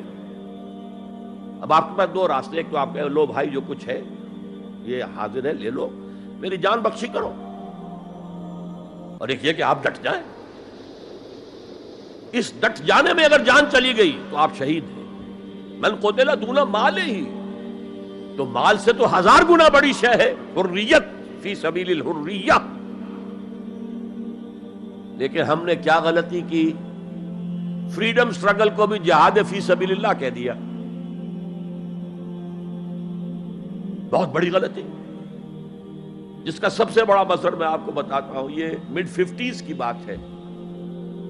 میں اپنے MBA سے فارغ ہو کر منٹگومری میں، جو اب سائیوال کہلاتا جا کر آباد ہو گیا تھا والدین کے پاس، الجزائر میں اس وقت فریڈم سٹرگل چل رہی تھی فرانس کے خلاف. تو اس کے لیے کچھ فنڈز حاصل کرنے کے لیے ایک وفد آیا پاکستان کے دورے پر. ایک تو کرنل صاحب تھے، کرنل عودہ، وہ تو داڑھی مونچھ صاف تھے جیسے ہوتے ہیں عام طور پر فوجی. لیکن ایک بہت بڑے عالم دین علامہ بشیر الابراہیمی الجزائری، بہت مشہور، بہت بڑے عالم، وہ بھی ساتھ تھے. انہوں نے جو تقریر کی عربی میں، جہاد فی سبیل اللہ، جہاد فی سبیل اللہ، واقعہ یہ کہ وجد میں آ گیا پورا مجمع. وہ لوگ تو وجد میں نہیں آ سکے ہوں گے جنہوں نے ترجمہ، جنہوں نے سنا ہے، لیکن میں عربی سے واقف تھا تو میں واقعتاً وجد میں آ گیا. قرآن کا بیان، حدیث کے بیان، جہاد فی سبیل اللہ کی اہمیت، جہاد فی سبیل اللہ کا مقام و مرتبہ. اچھا جو بھی ہو سکا پیسے ہم نے جمع کیے، کمیٹی بنائی، تھیلی پیش کی. Now prepare for the shock. جب یہ جہاد کامیاب ہوا تو ایک سوشلسٹ ریاست قائم ہو گئی. How come؟ اگر یہ جہاد فی سبیل اللہ تھا تو اسلامی ریاست قائم ہونی چاہیے تھی. اگر درخت آم کا تھا تو اس میں نمولی کیسے لگ گئی؟ معلوم ہوا کہ ہم نے غلطی کی تھی. ہم نے اسے جہاد حریت کی بجائے جہاد فی سبیل اللہ کہہ دیا. بھئی جہاد حریت جائز ہے اور اس کے لیے جان دینا بھی شہادت ہے، لیکن آپ نے اس کو جہاد فی سبیل اللہ کیسے کہہ دیا؟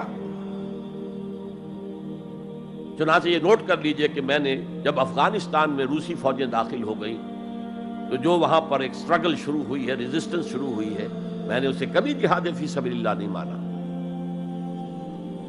جہاد فی سبیل اللہ کا نعرہ لگوا کر امریکہ نے فائدہ اٹھایا، مرے افغان، اور کام بن گیا اس کا آرک رائیول جو ہے وہ ختم ہو گیا. اور نتیجہ پوری دنیا بھگت رہی ہے کہ بائی پولر کی بجائے یونی پولر دنیا ہو گئی. اور وہ جو ایک پول ہے جتنا طاقت کے نشے میں اس وقت چور چور ہے، وہ آپ کو معلوم ہے، مجھے تفصیل میں جانے کی ضرورت نہیں. میں نے کہا تھا جہاد حریت ہے، جائز ہے، to defend your country against an invader,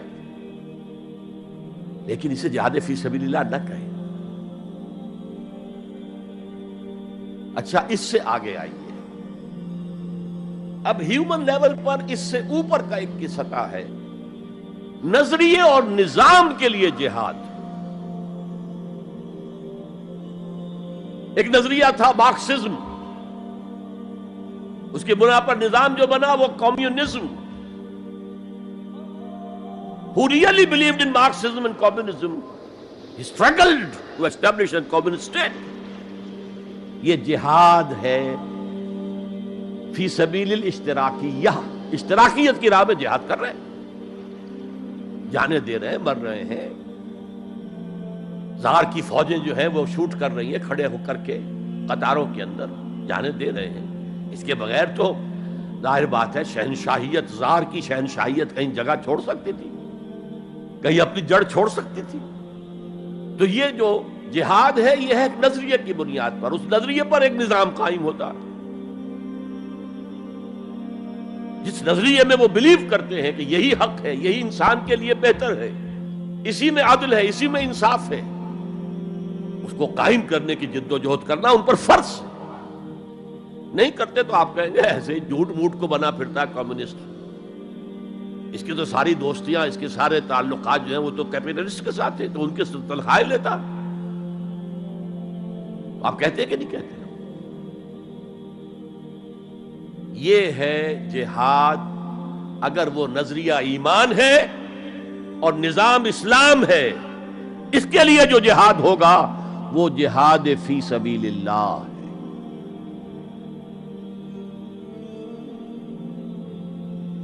کسی اور مقصد کے لیے یہ جہاد کو آپ جہاد فی سبیل اللہ نہیں کہہ سکتے۔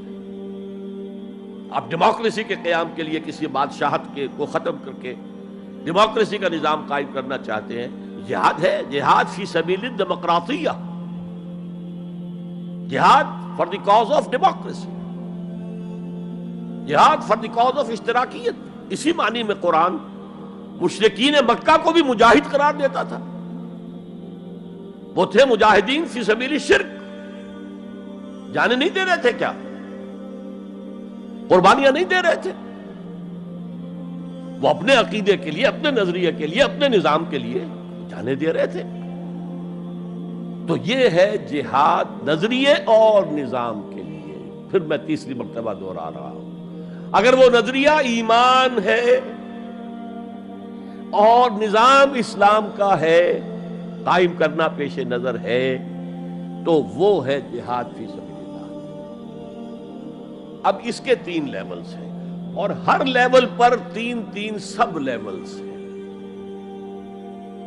سب سے پہلا جہاد فی سبیل اللہ کا مرحلہ ہے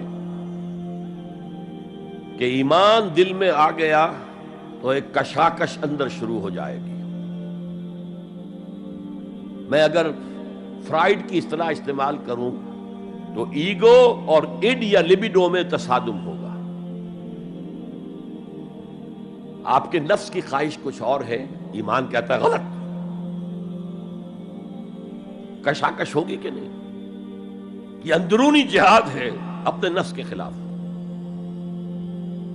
جیسے فرعون نے کہا تھا الیس لی ملک مصر وہذہ الانہار تجری من تحتی، کیا میں بادشاہ نہیں ہوں مصر کا؟ مصر کی حکومت میری نہیں ہے؟ اور کیا یہ ساری نہریں جو ہیں میرے نظام کے تحت نہیں چل رہی؟ اسی طرح برا نہ مانیے، ہمارا نفس کہتا ہے یہ جسم میرا ہے، میری ملکیت ہے، اٹس مائی ڈومین، میری خواہش پوری کرنی ہوگی۔ جیسے اس نے کہا میں نہیں جانتا کوئی خدا ہے میرے سوا اور میرے اوپر، میں نہیں مانتا۔ نفس بھی کہتا میں نہیں ماننے کو تیار، کیا حلال ہے کیا حرام ہے، کیا جائز ہے کیا ناجائز، میری خواہش پوری کرو۔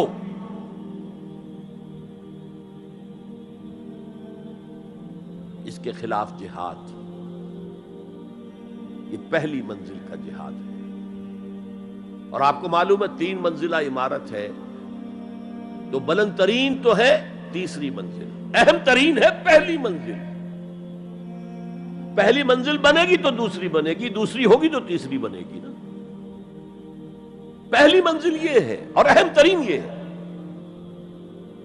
اسی لیے مولانا روم نے کہا نفس ما ہم کم ترس فرعون نیست، میرا نفس بھی فرعون سے کم نہیں ہے، لیکن ایراعون نیست، اس کے پاس لاؤ لشکر تھا، اس نے زبان سے بھی کہہ دیا تھا انا ربکم الاعلی، میں ہوں خدا۔ میرا نفس بیچارہ اس کے پاس کوئی لاؤ لشکر نہیں، زبان سے تو یہ کچھ نہیں کہتا، اندر یہی کہتا میں بادشاہ ہوں اس وجود کا، میری مرضی پوری۔ تو اسٹرگل اگینسٹ دس بیسر سیلف، ایک سیلف ہے اونچی سیلف، خودی، انا، ایگو، اور ایک ہے یہ بیسر سیلف، حیوانی جبلتیں جو اندھی بہری ہیں، جو حلال اور حرام سے انہیں کوئی غرض نہیں ہے، ان کے خلاف جہاد کرنا۔ آپ نے فرمایا صلی اللہ علیہ وسلم، المجاہد من جاہد نفسہ، اصل مجاہد وہ ہے جو اپنے نفس کے خلاف جہاد کر سکے۔ تمہارے اندر یہ دشمن تو بیٹھا ہوا ہے، تکڑا ہے، تمہیں کنٹرول کر رہا، چلے آؤ باہر کے دشمنوں سے جہاد کرنے کے لیے۔ تم نے ٹانگے کو گھوڑے کے آگے باندھ دیا۔ اور ایک دفعہ حضور سے پوچھا گیا، ای الجہاد افضل یا رسول اللہ، اے اللہ کے رسول سب سے افضل جہاد کون سا ہے؟ فرمایا ان تجاہد نفسک فی طاعت اللہ، اپنے نفس کے خلاف جہاد کرو، اسے اللہ کا مطیع کرو۔ یہ جو اندر کی کشمکش ہے، کشاکش ہے، یہ جہاد فی سبیل اللہ کا نقطہ آغاز، اللہ کا مطیع بنانا ہے نفس کو۔ اس کے ساتھ دو سب لیول اور ہیں۔ اس نفس کو بھڑکانے والی ایک قوت ہے انویزیبل، اور ویزیبل بھی ہے۔ انویزیبل قوت سب سے بڑی ابلیس، شیطان لعین، اور اس کے چیلے چانٹے جنات میں سے، اور ویزیبل میں انسانوں میں جو اس کے ایجنٹ ہیں، جو فحاشی کو کلچر کا نام دے، یہ اس ابلیس کے چیلے ہیں۔ ان کے خلاف جہاد نہیں کریں گے آپ، اگر آپ ان کے خلاف ایگریسو ایٹیٹیوڈ اختیار نہیں کریں گے تو آپ ان کے دباؤ میں آ جائیں گے۔ ان الشیطان لکم عدو فاتخذوہ عدوا، اے لوگوں یہ شیطان تمہارا دشمن ہے، اس کو اپنا دشمن سمجھو۔ وہ تمہیں سبز باغ دکھاتا ہے، بدی کو مزین کر کے دکھاتا ہے، اچھے اچھے نام اس کے رکھ دیتا ہے، اور تمہیں آمادہ کرتا ہے بدی کے ارتکاب پر۔ نہیں، وہ تمہارا دشمن ہے۔ افتتخذونہ وذریتہ اولیاء من دونی، تم مجھے چھوڑ کر اسے اور اس کے چیلے چانٹوں کو تم اپنا دوست بناتے ہو۔ نہیں، شیطان کے خلاف جنگ کرو۔ اور تیسرا اس پر سب لیول کیا ہے؟ معاشرہ اگر بگڑا ہوا ہے، اس کا عمومی رجحان برائی کی طرف ہے، تو سوشل پریشرز آپ کو ادھر دھکیلتے ہیں۔ جیسے کہ اگر کوئی موب جا رہا ہے تو اس کے ساتھ چلنا تو بہت آسان ہے، وہ خود ہی آپ کو دھکیلتا ہوا لے جائے گا۔ اس کے خلاف چلنا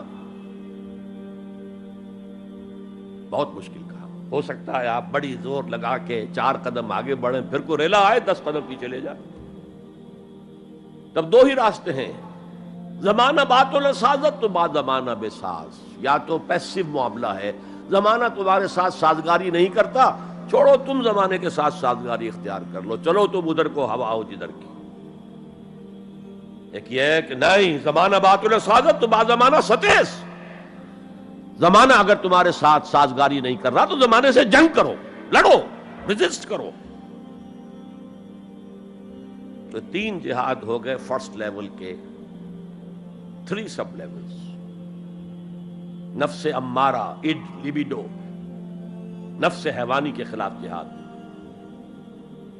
اس کو بھڑکانے والے، وسوسہ اندازی کرنے والے، اس میں پھونکے مارنے والے، شیطان اور اس کی ذریت مانوی اور ذریت نسلی، جنات اور انسانوں میں جو اس کے ایجنٹ ہیں، ان کے خلاف جہاد، معاشرے کے خلاف ایک سٹرگل۔ اب یہ 3 جہاد آپ نے کر لیے، اللہ توفیق دے ہم میں سے ہر ایک کو، تو اب یہ جہاد آپ کے جسم سے باہر نکلے گا، خارج میں آئے گا۔ دوسری منزل ہے نظریاتی تصادم۔ اگر آپ نے ایمان کا نظریہ اختیار کیا ہے تو الحاد کا نظریہ رکھنے والے بھی موجود ہیں۔ آپ نے توحید کے نظریے کو اختیار کیا ہے تو مشرکانہ عقائد رکھنے والے بھی موجود ہیں۔ They are bound to resist۔ اس کے خلاف جہاد کرنا ہوگا، محنت کرنی ہوگی، اپنی بات کو دلائل سے ثابت کرنا ہوگا، اپنی بات کو اچھے انداز میں، حسن اسلوب سے لوگوں کے دلوں تک پہنچانا ہوگا۔ ظاہر بات ہے وقت لگے گا، جان کھپے گی، اور اگر آپ انتہائی سنسیئر ہیں، یہ آپ کا ایک لائف لانگ اور ہول ٹائم جو ہے آپ کی انگیجمنٹ ہوگی ہے. اینڈ ٹائم از منی. جہاد بالمال، جہاد بالنفس، یہ ہے دعوت و تبلیغ کہہ لیں اسے، اپنے نظریات کو پھیلانا کہہ لیں. آخر مارکسسٹ نے اپنے نظریات کو پھیلایا پہلے پیور فلسفی کی سطح پر، ٹاپ انٹلیکچوئلز کو دنیا کے انہیں پوزیس کیا. اس کے بعد ادب کے ذریعے سے، ڈراموں کے ذریعے سے، شاعری کے ذریعے سے، افسانوں کے ذریعے سے وہ فکر جو تھا، طبقاتی شعور، کلاس کانشسنس کا شعور پیدا کیا. اور ہوتے ہوتے یہاں تک کہ ریڑی والے کے زبان پر بھی لفظ آ گیا استحصال. اتنا ثقیل عربی لفظ، استحصال کر رہے ہیں. یہ سارا کام یوں ہی تو نہیں ہو گیا. کتنے ادیبوں نے، کتنے ڈرامہ نویسوں نے، کتنے شاعروں نے اس فلسفے کو پھیلایا ہوا. اچھا، اس کے بھی 3 سب لیولز ہیں. ہر انسانی معاشرہ 3 سطح کے لوگوں پر مشتمل ہے. ایک انٹلیکچوئل مائنورٹی ہوتی ہے، انٹیلیجنسیا ہوتا ہے، یا جسے ایک اور اصطلاح میں کہتے ہیں brain trust of the society. They control direction and destination of the society. ہوتے ہیں مائنورٹی، مائنیوٹ مائنورٹی، لیکن ان کا اور پوری قوم کا جو باہمی رشتہ ہے وہ کیا ہے؟ جیسے یہ دماغ اور پورا جسم. میری ٹانگیں مجھے لے کر چل سکتی ہیں، دوڑ سکتی ہیں، اگرچہ اب میں دوڑ نہیں سکتا گھٹنوں کے آپریشن کے بعد، لیکن بہرحال دوڑا بھی کرتا تھا. لیکن کدھر جانا ہے اس کا فیصلہ یہاں ہوتا ہے. یہ صلاحیت ٹانگوں میں نہیں ہے. ہاں، یہاں سے فیصلہ ہو دوڑو، دوڑیں گے. ہاتھ پکڑ سکتا ہے کسی چیز کو، کس کو پکڑے کس کو نہ پکڑے.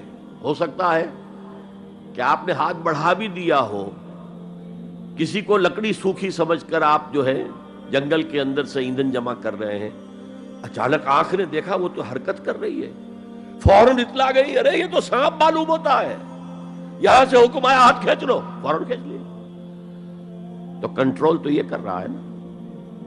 ماسز کسی معاشرے کی نہ ڈائریکشن معین کر سکتے ہیں، نہ اس کی ڈیسٹینیشن کا فیصلہ کر سکتے ہیں. یہ اس کا انٹیلیجنسیا ہے، یہ اس کا برین ٹرسٹ ہے، یہ اس کا انٹلیکچوئل ایلیٹ ہے.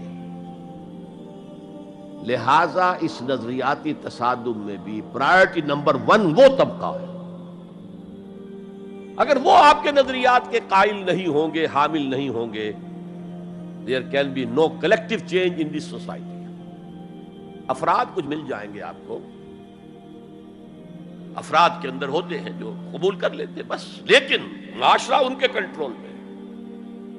اور اس سطح کے لوگوں کو دعوت دینا، تبلیغ کرنا آسان کام نہیں.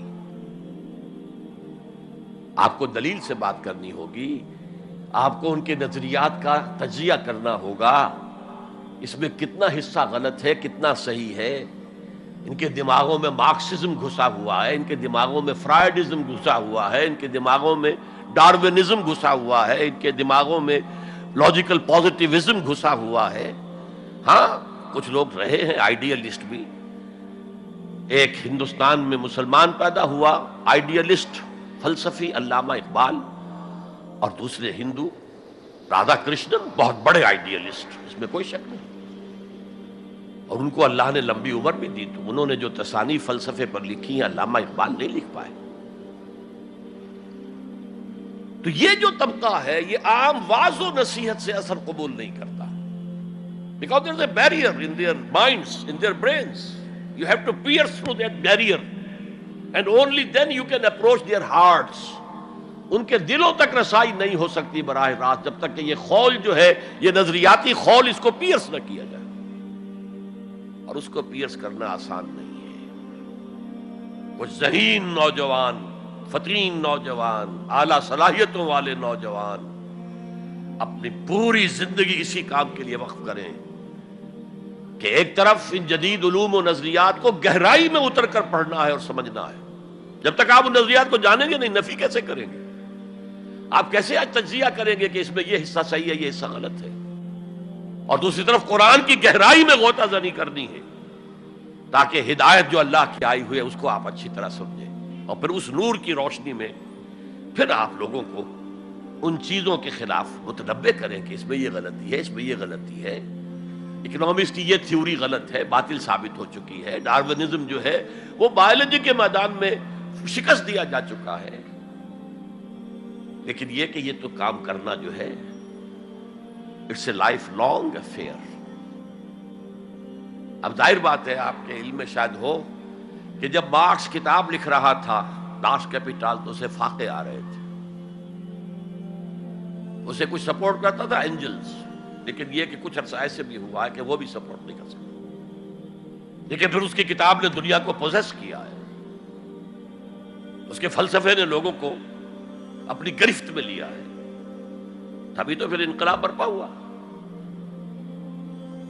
اسی طریقے سے جب تک کہ کچھ نوجوان اسے اپنا پوری زندگی کا کیریئر نہیں بنائیں گے، اس کا کوئی امکان نہیں ہے کہ اس طبقے میں آپ کوئی ڈینٹ بھی ڈال سکے۔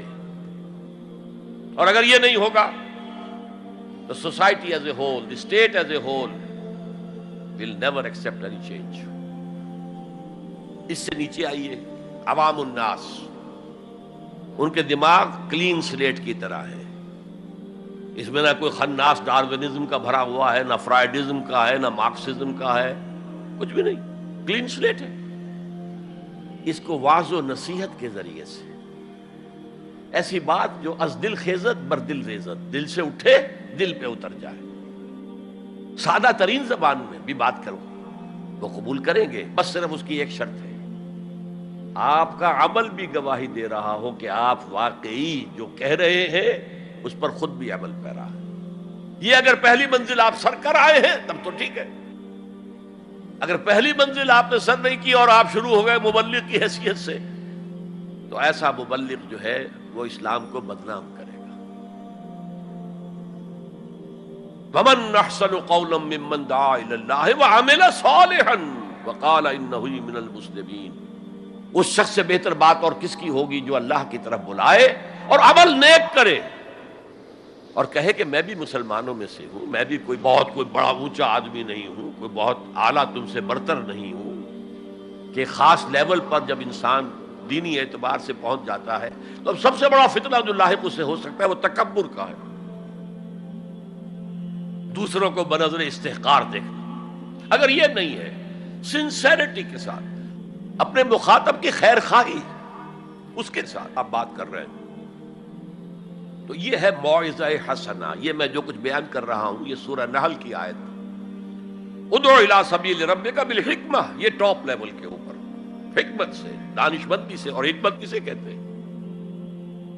عقل کا سفر فطرت کی رہنمائی میں، اس کا نتیجہ حکمت ہے۔ عقل خالص کا نتیجہ فلسفہ ہے، فلسفے کی منزل اسکیپٹسزم ہے یا ایگنوسٹسزم ہے، لا ادریت ہے یا ارتیابیت ہے، ثم لم یرتابوا آج ہم نے پڑھا ہے، وہی ارتیابیت ہے۔ تھرڈ لیول ہے کہ ہر معاشرے کے اندر کچھ جنہیں ہم سمجھیں گے کہ گمراہ کن طبقات ہیں، گمراہ کرنے والے، ان کی تبلیغی سول سروس موجود ہوتی ہے، انہیں تنخواہیں ملتی ہیں اسی کی کہ وہ آپ کے نظریے کی نفی کریں اور اپنا نظریہ، اپنا عقیدہ پھیلائیں۔ یہ لوگ ادھار کھائے بیٹھے ہوتے ہیں، یہ سمجھنے کے موڈ میں کبھی نہیں ہوتے، ان کا تو انداز مناظرانہ ہوتا ہے، بس سمجھنا سمجھانا پیش نظر نہیں ہوتا۔ You have to meet them in their own elements۔ اگر نہیں کریں گے تو عوام الناس پر بہت برا اثر ہوگا، عوام الناس جو ہیں وہ تو پھر زیر اثر آ جائیں گے ان کے، جیسے کہ پادری فینڈر آیا تھا انڈیا میں، ابھی جب کہ ایسٹ انڈیا کمپنی کی حکومت شروع ہوئی تھی، کلکتے ہی سے انگریز شروع ہوئے تھے، کلکتے ہی سے مشنری ورک شروع ہوا تھا، وہیں پہلا پریس لگا تھا، وہیں اردو کی بائبل چھپی تھی، اور اس نے تمام مسلمان علماء سے مناظرے کیے، بنگال کے، بہار کے، یو پی کے، سب کو ہراتا ہوا، شکست دیتا ہوا دلی پہنچ گیا، اور دلی کی جامع مسجد کی سیڑھیوں پر کھڑے ہو کر اس نے اعلان کیا، اے مسلمانوں، میں وہاں سے یہاں تک آ گیا ہوں، تمہارا کوئی عالم میرا مقابلہ نہیں کر سکا۔ اس کی وجہ یہ کہ ہمارے علماء نہ بائبل پڑھتے تھے نہ تورات پڑھتے تھے، ان کا اصل سبجیکٹ تھا فقہ، اس لیے کہ انہیں سرکاری جو حکومت مسلمانوں کی تھی اس کے اندر قاضی اور مفتی کے عہدے اور قاضی اور خطیب جامع مسجد کے یہ عہدے تھے، تو سول سروس کے لیے جو نصاب بنا ہوا تھا وہاں اس میں قانون کی اہمیت تھی سب سے زیادہ، تو فقہ پڑھتے تھے، اور وہ لوگ تیار ہو کر آتے تھے پوری طرح عربی سے واقف ہے، قرآن سے واقف ہے، تو مقابلہ کیسے ہو؟ اور اگر اس وقت کوئی شخص مقابلے میں نہ آ سکتا، ایک تو عجیب بات نوٹ کیجئے کہ اس وقت اسلام اور توحید کا دفاع کرنے والا سب سے بڑا ایک ہندو تھا، راجا رام موہن رائے، آئینہ تثلیث اس نے کتاب لکھی ہے جس میں کہ ٹرینٹی جو عیسائیت کی بنیاد ہے اس کی نفی کی اور توحید کا اس بات کیا۔ بہرحال پادری فینڈر کے مقابلے میں کوئی اگر نہ آتا تو کیا اثر ہوتا علماء پر؟ ویسے ہمیں انگریزوں نے فتح کر لیا، ہمارے مذہب کو عیسائیوں نے فتح کر لیا، لیکن اللہ کا فضل ہوا، کرم ہوا، ضلع مظفر نگر کا ایک قصبہ کیرانہ ہے، مولانا رحمت اللہ کیرانوی رحمت اللہ علیہ، وہ میدان میں آئے، انہوں نے شکست فاش دی، فینڈر کو بھاگ گیا ہندوستان سے۔ تو یہ جدال اس کو قرآن کہتا ہے، مناظرہ نہیں، عام لفظ استعمال ہوتا ہے مناظرہ، قرآن کہتا ہے مجادلہ، لیکن اس کے لیے بھی کیا کہتا ہے؟ جدال بھی کرو تو خوبصورت طریقے سے، گالم گلوچ نہ کرو، لوگوں کی توہین نہ کرو، ان کے جھوٹے معبود ہیں تو انہیں گالیاں مت دو، شریفانہ انداز میں بات کرو۔ یہ تین لیولز دعوت، ظاہر بات ہے کہ اس طرح کے مناظرے کے لیے بھی اسپیشل ٹریننگ کی ضرورت ہوتی ہے۔ اگر آپ ان مذاہب کی گہرائی میں نہیں اترے ہوئے، ان کی تاریخ کی جو ہے پورا پس منظر آپ کو معلوم نہیں، ان کے اسکرپچرز کو آپ نے نہیں پڑھا ہے، تو آپ کیسے کریں گے مناظرہ؟ تو یہ تین سب لیولز ہیں دعوت و تبلیغ کے، جہاد کے، جس میں جان بھی لگتی ہے، مال بھی لگتا ہے۔ ایک ادعو الی سبیل ربک بالحکمہ for the elite, intellectual elite, والموعظۃ الحسنہ فار دی کامن ماسز، وجادلہم باللتی احسن، اور جدال اور مجادلہ کرو ان کے ساتھ، لیکن بہت عمدہ طریقے سے، خوش اسلوبی سے، اس میں تہذیب ہونی چاہیے، شائستگی ہونی چاہیے، اگر وہ کہیں اس سے نیچے گر رہے تو مت گرنا۔ 2 لیولز اور 6 سب لیول ہو گئے، اب آئیے اس کا چوٹی کا جہاد ہے نظام کو بدلنا۔ مارکسزم کو مانا ہے تو فرض ہے کہ کمیونزم نافذ کرو، یہ سخت ترین مرحلہ ہے، اس لیے کہ ظاہر بات ہے کہ خلا تو کہیں ہے نہیں، کوئی نہ کوئی نظام تو ہے، اور وہ نظام اپنے آپ کو ڈیفینڈ کرتا ہے، وہ سٹیٹس کو وہ چاہتا ہے، اس کے ساتھ جو پریویلیج کلاسز ہیں وہ چاہیں گی نظام یہی رہے، اسی کی شاخوں پر تو ہمارے آشیانے بنے ہوئے، ہمارے گھونسلے، ہمارے مفادات پر زد پڑ رہی ہے۔ Grid up your lines, resist them. یہ معاملہ ہے جس میں تصادم آتا ہے، نظام تصادم کے بغیر نہیں بدل سکتا۔ دعوت کے ذریعے آپ سلیم الفطرت، سلیم العقل لوگوں کو کھینچ لیں گے، لیکن لاتوں کے بھوت باتوں سے نہیں مانتے، جن کے ویسٹڈ انٹرسٹ ہے وہ نہیں چھوڑیں گے۔ ان میں سے بھی ہو سکتا ہے نکل آئے، ابو بکر صدیق انہی میں سے تھے، عثمان غنی انہی میں سے تھے، لیکن نکل آتے، لوگ نکل آتے، لیکن اکثریت ان کی وہ ڈٹ جاتی ہے۔ گارڈ اپ یور لائنز، اپنے مفادات کا تحفظ کرو، بچاؤ اپنے مفادات کو۔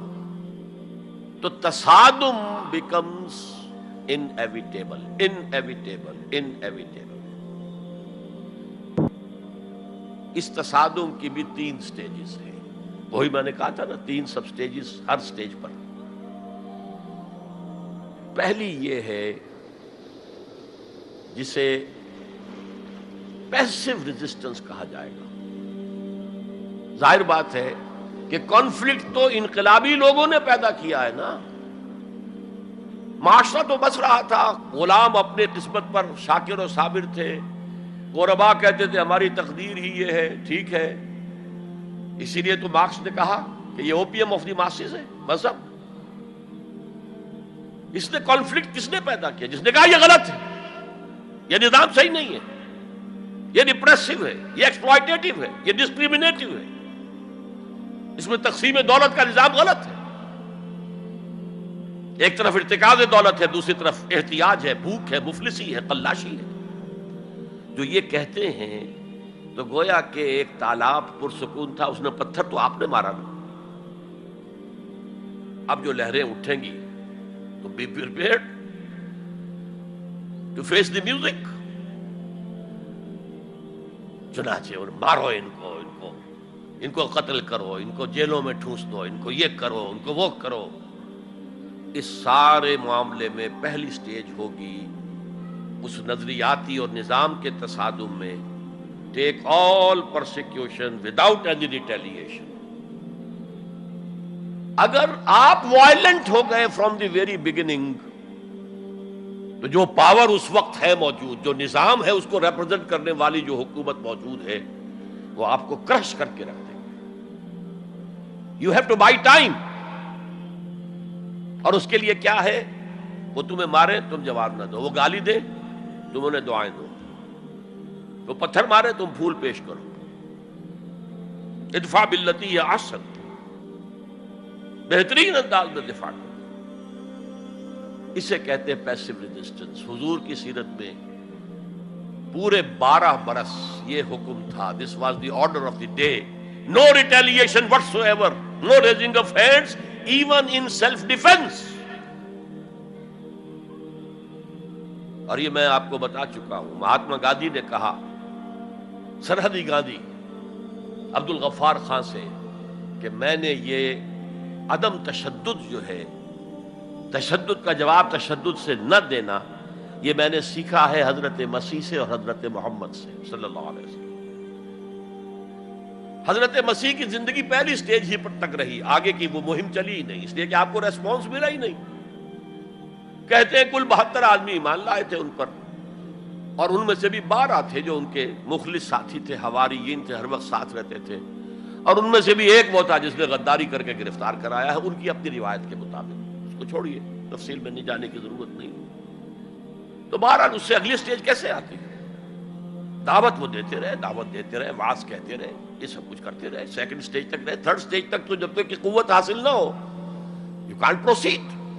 If there's no response you can't go forward. لیکن یہ کہ حضور کی زندگی میں اگلی سٹیج آ گئی، ساتھی آئے، انہیں مارے کھانی پڑی، دہکتے ہوئے انگاروں پہ لٹایا گیا، جانوروں کی لاشوں کی طرح ان کی گردن کے اندر رسیاں باندھ کر انہیں گھسیٹا گیا گلیوں کے اندر، سب کچھ ہوا ہے، برداشت کیا، انہیں قتل بھی کیا گیا۔ حضرت سمیہ، حضرت یاسر پہلے مقتولین ہیں، میاں بیوی رضی اللہ تعالی عنہما، سب کچھ ہوا ہے، برداشت کرو، اسبرو، صبر کرو۔ اس کا ایک بہت بڑا نتیجہ نکلتا ہے، اس معاشرے میں جو سائلنٹ میجورٹی ہوتی ہے، وہ سائلنٹ میجورٹی سائلنٹ تو ہوتی ہے، ڈمب تو ہے، ڈیف نہیں ہے، بلائنڈ نہیں ہے۔ وہ بلال کی چیخیں تو سن رہی ہے نا، وہ دیکھ رہی ہے کس طرح دہکتے ہوئے انگاروں پر خباب بن الارت کو لٹایا گیا۔ یہ جو سائلنٹ میجورٹی ہوتی ہے، اب یہ سوچتی ہے یہ ان کے اوپر کیوں یہ تشدد آ رہا ہے؟ کیا بلال نے آقا کی کوئی چوری کر لی تھی؟ کہیں خدا نہ خواستہ خاکم و دہن آقا کی بیٹی کی عزت پر ہاتھ ڈال دیا؟ کیا کیا تھا جو یہ آقا جو ہے امیہ ابن خلف یہ کچھ کر رہا ہے اس کے ساتھ؟ اس کے بعد جب انہیں معلوم ہوتا ہے کوئی جرم نہیں ہے، صرف یہ کہتا ہے اللہ ایک ہے، میں اور اس کے ساتھ کسی کو شریک کرنے کو تیار نہیں، اور محمد اللہ کے رسول ہے، بس جرم ہے تو یہ ہے۔ اب اس کا کیا اثر پڑتا ہوگا اس سائلنٹ میجورٹی پہ، اس کا آپ اندازہ کر لیجیے۔ ان کی ہمدردیاں اندر ہی اندر ان کے ساتھ ہو رہی ہیں، اگرچہ وہ گئے ہیں اپنے لیڈروں کے دباؤ کی وجہ سے غزوہ بدر میں، مفتوح تو پہلے سے ہو چکے تھے، جو دلوں کو فتح کر لے وہی فاتح زمانہ۔ بہرحال first stage is passive resistance, صبر محض. سیکنڈ، جب ذرا محسوس ہو ہمارے پاس طاقت ہے، we can risk a direct confrontation with the system، تو اس نظام کو کہیں سے چھیڑا جائے دکھتی رگ کو. دیکھیے گاندھی جی کی موومنٹ میں عرض کر چکا ہوں، پہلے کیا تھا؟ Non violent, naan cooperation. کوئی جرم تو نہیں ہے، ہم نہیں پہنتے تمہارے کپڑے، کیا کوئی قانون ہے یہ؟ لیکن سیکنڈ سٹیج کیا آئی؟ یہ چھیڑنا تھا اس کو. Non violent civil disobedience. ہم پرماتما کے سمندر سے پرماتما کا بنایا ہوا نمک لینے جا رہے ہیں، ہم نے تو کسی کو کچھ نہیں کہا، but it amounted to challenging the taxation policy of British India. اب لاٹھیاں پڑی ہیں، جیلوں میں ٹھوسے گئے ہیں، سب کچھ برداشت کیا ہے، کھڑے رہے ہیں، مضبوط رہے.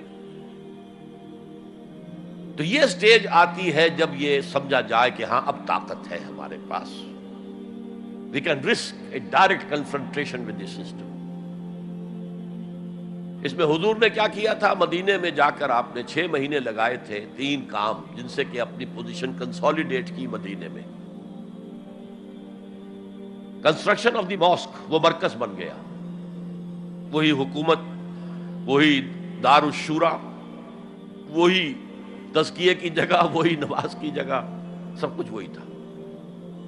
دوسرے، ایک انصاری ایک مہاجر، بھائی بھائی، تاکہ یہ 2 فیکشنز علیحدہ علیحدہ نہ رہیں، انٹیگریٹ ہو جائیں.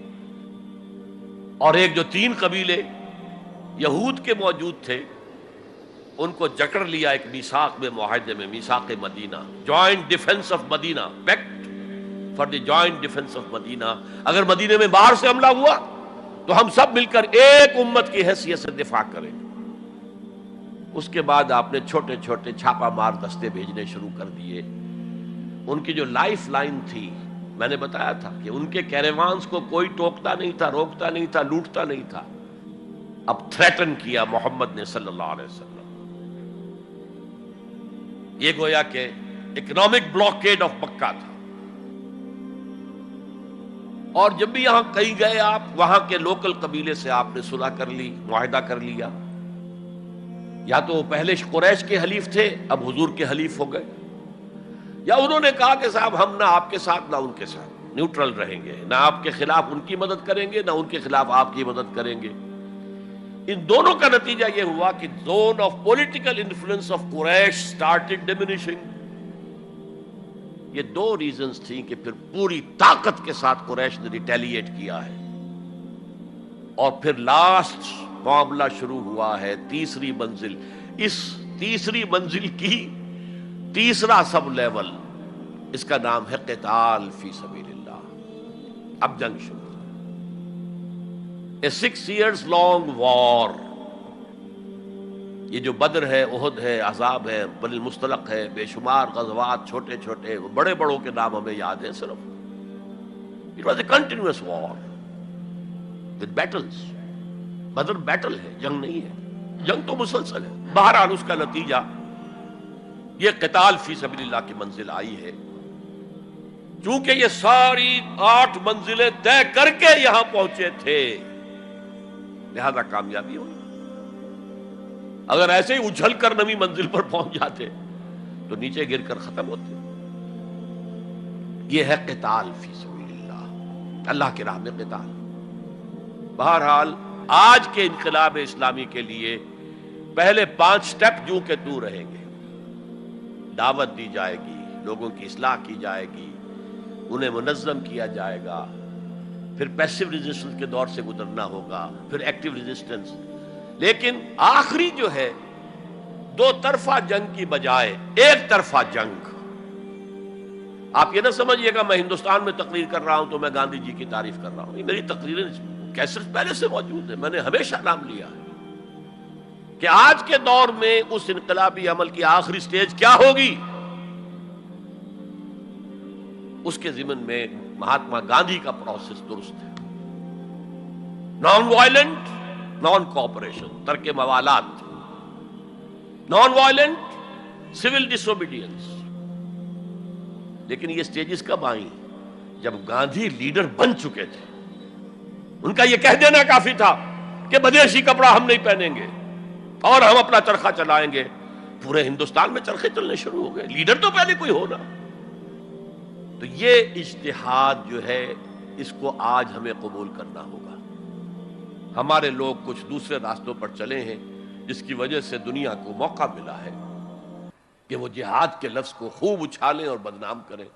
حالانکہ جہاد کا یہ پروسیس سامنے ہو تو کسی سلیم الفطرت انسان، کسی سلیم العقل انسان کو اس پر اعتراض کا کوئی بھی حق حاصل نہیں ہوگا. بارک اللہ لی ولکم فی القرآن العظیم ونفعنی وإیاکم بالآیات والذکر الحکیم.